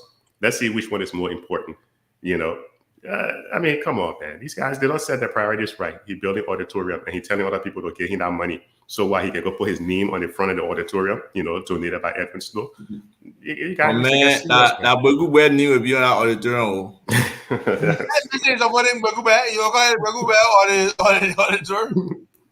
It'll be 14 auditorium. 14 auditorium. There you go. Like how you nailed it. A man can be living as president, you build project, government project, you put your name on it. You only do that to honor your predecessors or somebody important in the country. But because I must add there's some Liberians doing some good stuff. Somebody just text me that a group called Canon Cash. They also gonna be a competitor to Sendwave. They will be introducing, or they actually launching today at 12 o'clock in Liberia. Canon Cash guys. Eh? Well, I know them. They reach out to me. They offer me a partnership, but I didn't get to work with them. Well, it's never late. These are Liberians who are. When they reach out to me, what they were asking for my equity contribution. I didn't have the money. I couldn't afford. I thought it was a good opportunity, but I couldn't afford. And one of them is a former U.S. major, retired U.S. major. Yes. Spencer Beer. He's the chief operating officer. He was a major in the U.S. Army. And there's another guy called Maxwell Fokker. Yeah, Maxwell Fokker. So they reached out to me. We discussed it. I signed an NDA. We discussed it, but they were asking me for $50,000 plus. On top of that, plus me exposing it, and I felt my real value was me selling it to thousands of people as opposed to the cash. Because see what I've done with Sendwave. from my point, you go and negotiate with them though, because you got to get at some point. Money. Yeah, but you look, there's different ways. People think I don't have money. So I say 50 grand, I don't have 50 grand sitting out somewhere. I totally agree with you, but what I'm saying is, you could have said, let's defer it when we get in returns on the team. I want it for startup purposes. Okay. Operational startup, All right. But at least we got another option. I don't know what the terms are. They say you got to download the Canon Cash app. Yeah, on my show, I'm exclusively with Sendwave. Oh, I forgot. Sorry. No, seriously, we can talk it. We can talk about it. Okay. They're Liberians for. No, I'm just, to be honest, I'm just proud and ecstatic that Liberians have gotten to this level. They build an app. They build an app. They told me how it's gonna work. It's a great platform, and they wanted me on board for two things. I thought they wanted me on board because of what I bring in terms of. Because I said, no matter how good an app you have, if you don't have a big platform selling it to a massive audience that believes that has confidence in our platform, it's going to be hard for you to take off. Yeah, the marketing is important. Yeah, it's definitely important. But for me, it's also about supporting our Liberian business. I really believe we need to work together more on that, have more collaboration around that and everything. They were disappointed when they heard I had signed with Sendwave. And so I know, for example, Spencer called my cousin Norman Walker. He called me. I said, guys, it's not personal. It's business. You come to me, you offer me something, and you ask me to make a capital contribution, which I believe was needed. They were doing something good. I'm going to say that. It's a good thing, and I'm going to be happy when it takes off. They have a bold plan to take over Africa. But I wish them best of luck. Wish them all the best. If they want me to do an interview with them, I can do that. It's okay. Okay. I will let. But my contract with Sendwave prohibits me from marketing them. I cannot market them. But you can discuss them though, the achievement. For interviewing and public information services, yes, I can. Wonderful. Okay, wonderful. I'll let you know. But it just, more Liberians need to do this. That's why somebody like a young guy named Thomas Gore, who has an online learning platform, I push that. Now I'm in Minnesota, got a farm. You saw that video? Yes, that was highly commendable. The guy is doing good. He wants to come on the show. So let him come. He can come next Friday. We can talk agriculture. Let's see what his extension is for Liberia, and how we can do similar. What kind of innovation he's using? Cows and goats. Right. Whether he growing food year round, all those kind of things are interesting things for our people to learn. Last night, he wants to come on the show. So we'll bring him on schedule for Friday. And that's why I was saying that we have Liberians all in the diaspora. The one positive thing, even though the Civil War was a complete disaster, the one positive thing is the displacement of Liberians have led to a lot of Liberians growing up in the diaspora, learning entrepreneurship, and now there's a huge opportunity for whosoever. I wish this government was able to reach out to these guys, because that's how you get foreign direct investments. The mindset that foreign direct investment is bringing in, people from Singapore to come, that mindset is totally wrong. Foreign direct investments can also come from your diaspora Liberians if you can attract them. You're talking about somebody here with experience in agriculture. He can tell you how he using mechanized farming to help the agriculture ministry. Because if we cannot feed ourselves, how can we develop, right? That's total nonsense. You're still depending on the international community to feed your people. You forget it. So we have a lot of people who now I like the fact that we can bring some of the Liberians there so we can find out who these people are. Yes. We're talking finance. People that want to get into money transfer business, agriculture, technology. We have all these people that are out there who now is an opportunity to help attract them to come back to the country. You're going to have a problem attracting people if you don't build your healthcare system. You're going to have a serious problem if you don't build your healthcare system. And that's another thing. I'll push this. We have so many people in the healthcare profession. If we can just establish a decent diaspora rotation, plus many of these retired U.S. doctors that are here, You know, the opportunity is there for us to improve our healthcare system, to improve everything we do, to integrate our diaspora people with our people on the ground. There are some people on the ground doing great things. So young people, the ideas they have, it just what they can say, they hear in there. So they don't have those resources necessary to really do their business well. They don't have some of the funding necessary. They don't have the strategic advice in terms of how they can move. Even some of the nonprofits on the ground, how can we make them to be able to get some of these grants that are out there? That's something I'm really interested in developing. There was a bid out by USAID about that. Unfortunately, I don't know who won it, and they never really helped to elevate the NGOs from just organizations to actual functional organizations with strategic plan, sustainability plan, and being able to have the internal structure from both a financial, accounting, and organization perspective all set for them to be competitive with other people out there. And we need to try to find a way to do that. And there can be more of the content group that Costa mentioned the other days, giving kudos to. Tai Wongwei got recognized by Forbes Next 1000. Nice. It's an initiative by Forbes that recognizes bold and inspiring entrepreneurs who are doing things, whose working capital and investment capital is under $10 million. And the kind of group, they do studies, they do all kinds of stuff, but primarily studies. They have a growing footprint on the continent, 22 countries. 300 projects and 100 plus clients and partners. They're great. And there can be more groups like that. They have about 3,000 employees all across.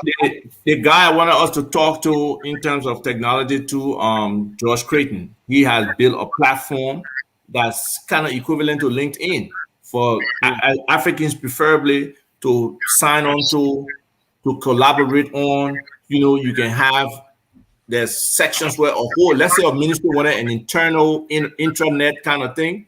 They can use that platform dedicated to only them with access to only the officials, or an organization wants that, we can use that on that forum.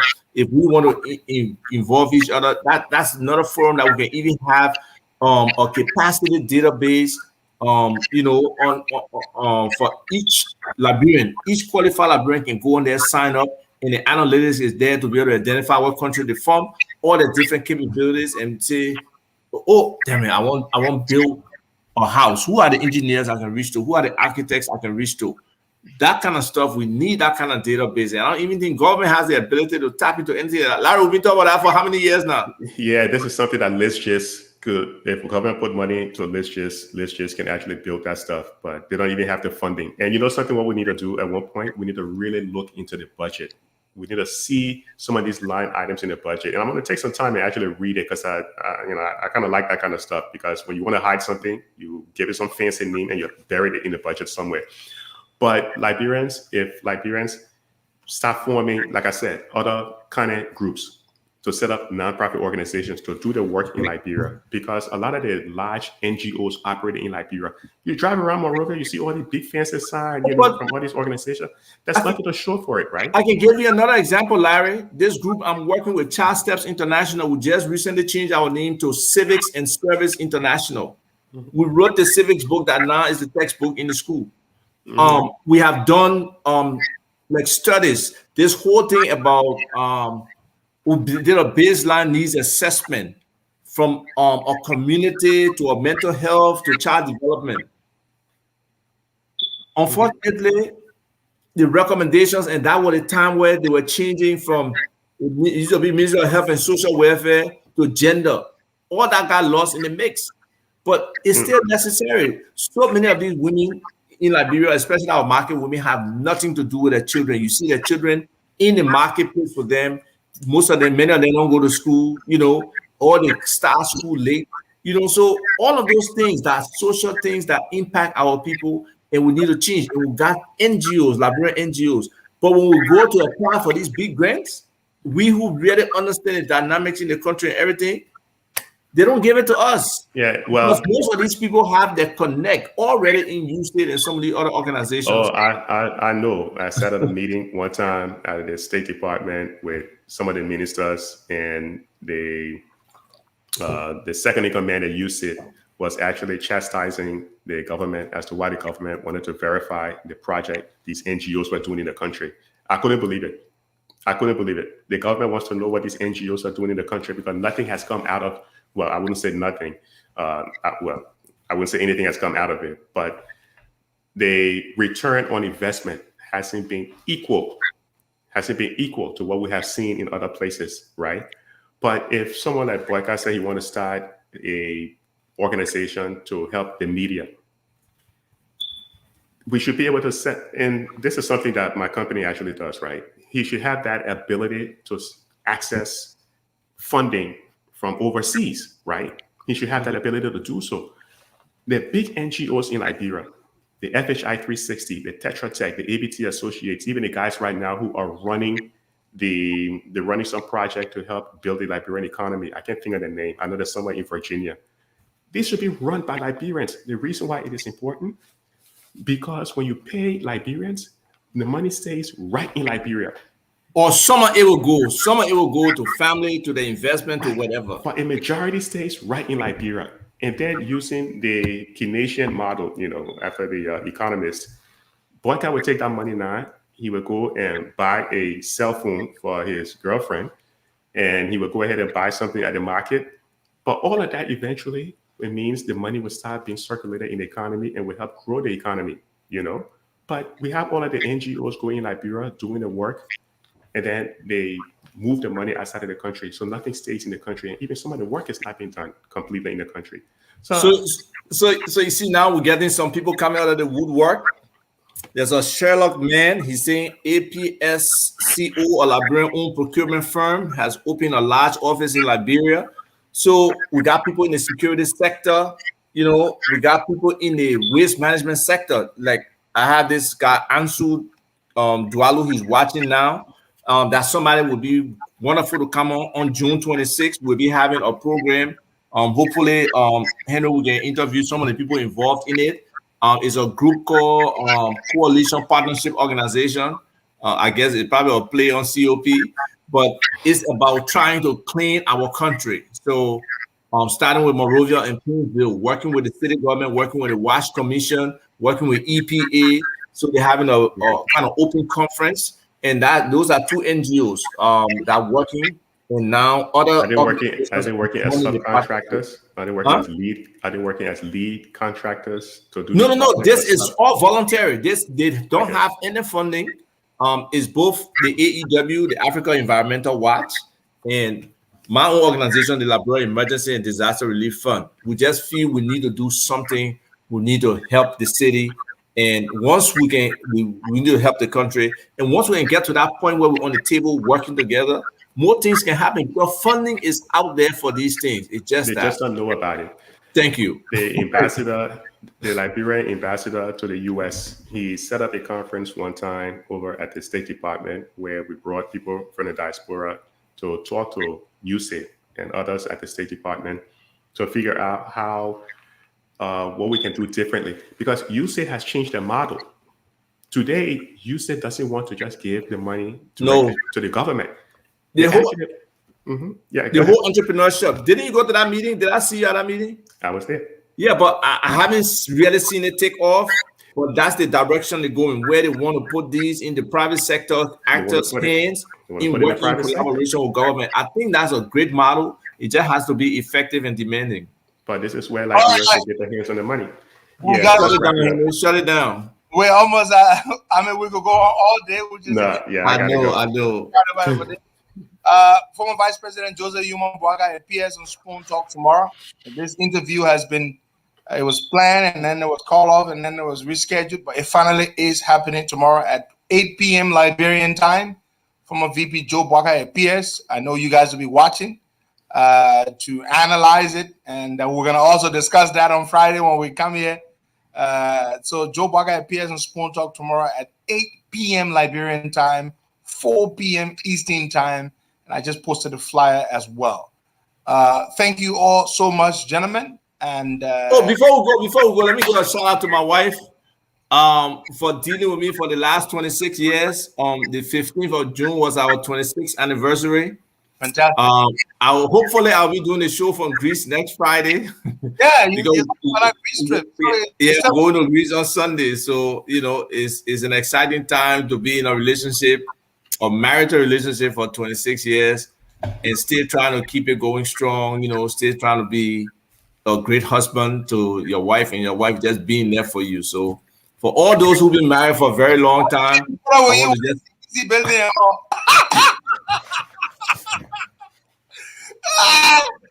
That was all the guy that they all raising money for CDC. Charlie, man, that was a disaster. No, my wife is like my wife is a saint. She was like an angel to be there to support all my CDC activities. Different people coming, sleeping. I mean, they're complete strangers, coming to sleep with all that. All the CDC men are coming, muya in the mail. She took some of them. She took some of them like her own, So, do they ever call her? I mean, sometimes they have arrived now. I know they don't even remember. Man, Isaac, your love affair. Yeah, I swear to God. my wrap up would be happy anniversary to you, brother Isaac, and your wife. More to the woman. Yes. But that's why I posted here. I said all the credit go to her to keep the things. So other people say you and your people, y'all get under the house. And I seen the photos of you and your family. You guys are raising some very good kids, and I kind of like what you have done in your life. So yeah, happy anniversary to you, brother. Thank you. Incredible. All right. And thanks to our technical work, boycott. Thanks for all you're doing back there, the technical work, man. And Denver, Colorado. I'll see you guys today. Bye-bye. All right, take care.